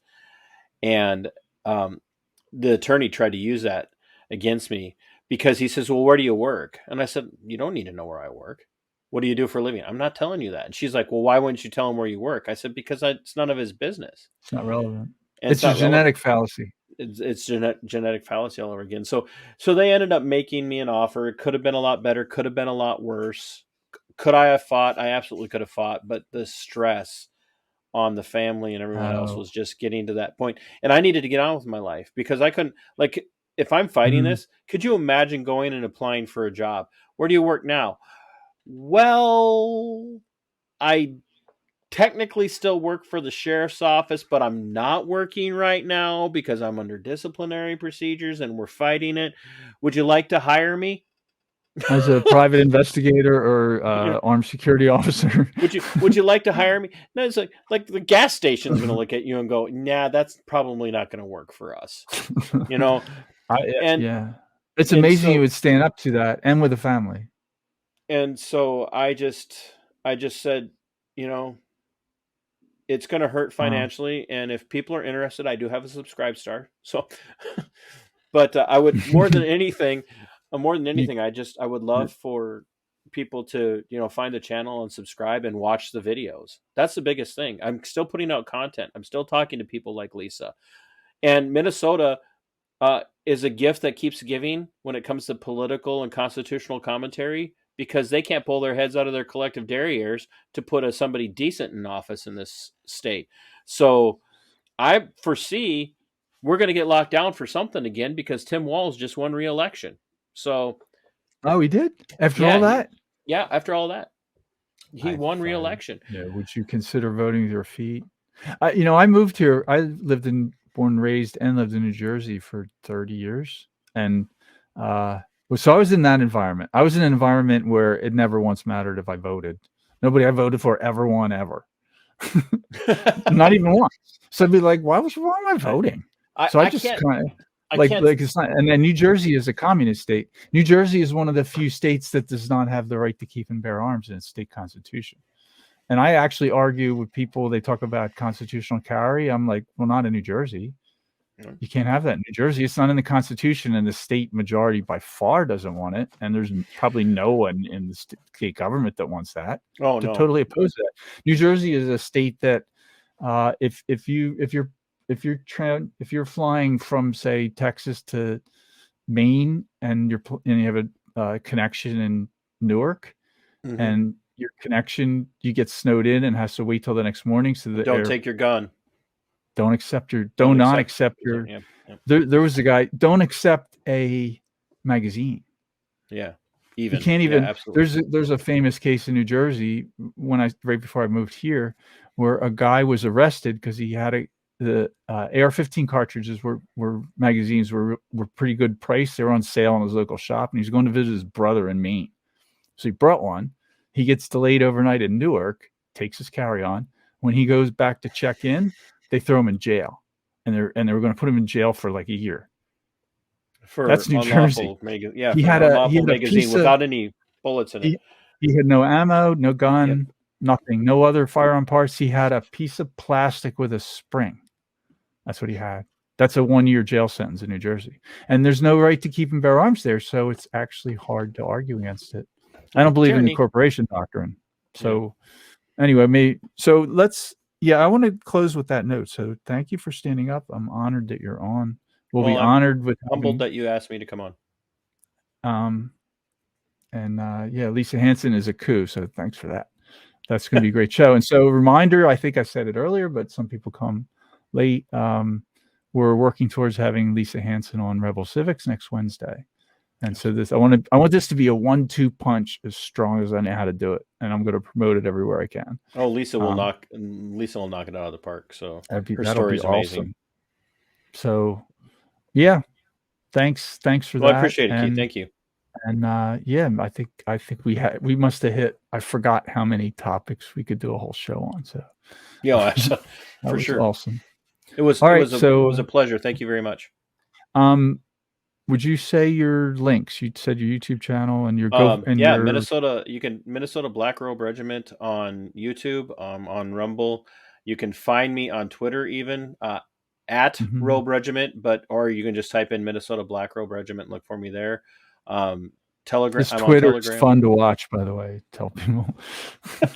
I might say inflammatory things from time to time. No. But you said what was the page for donations to your channel? Oh, Subscribestar. I do have Subscribestar. You can just go to Subscribestar and look for Minnesota Black Robe Regiment podcast. I'm working on putting more exclusive content on there. It's as you know, it's not always easy, especially when you're working a full-time job and you got to do it all on your own. I don't have a showrunner like Carter or Beverly, so I am my own showrunner. So, and all right, well, thanks for coming on, and I'll see you all on next week hopefully with Lisa Hanson. So, goodbye for now.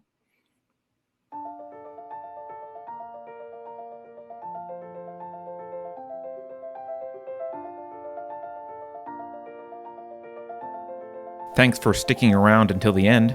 If you're new to Unsafe Space, check out our deep content library that includes discussions with everyone from James Lindsay to Brett Weinstein.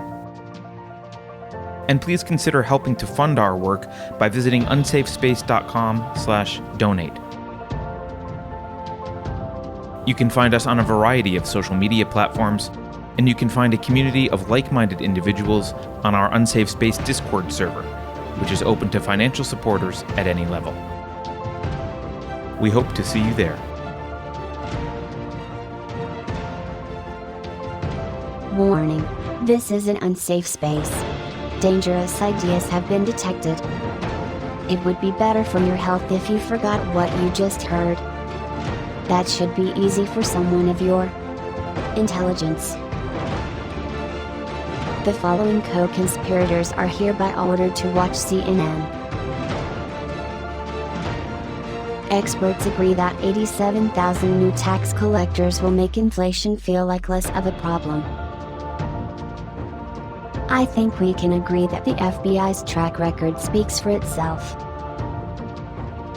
If you think about it, only government-sanctioned experts should be allowed to express opinions. But don't. Think about it, I mean. That's not your job. Thinking has been scientifically proven to be less efficient than compliance. Science, scientific, and scientifically are registered trademarks of the World Economic Forum. Unauthorized use is prohibited. Computer voice courtesy. Never mind, that last line is fake news. Please disregard it and return to your safe space immediately. There will be cake.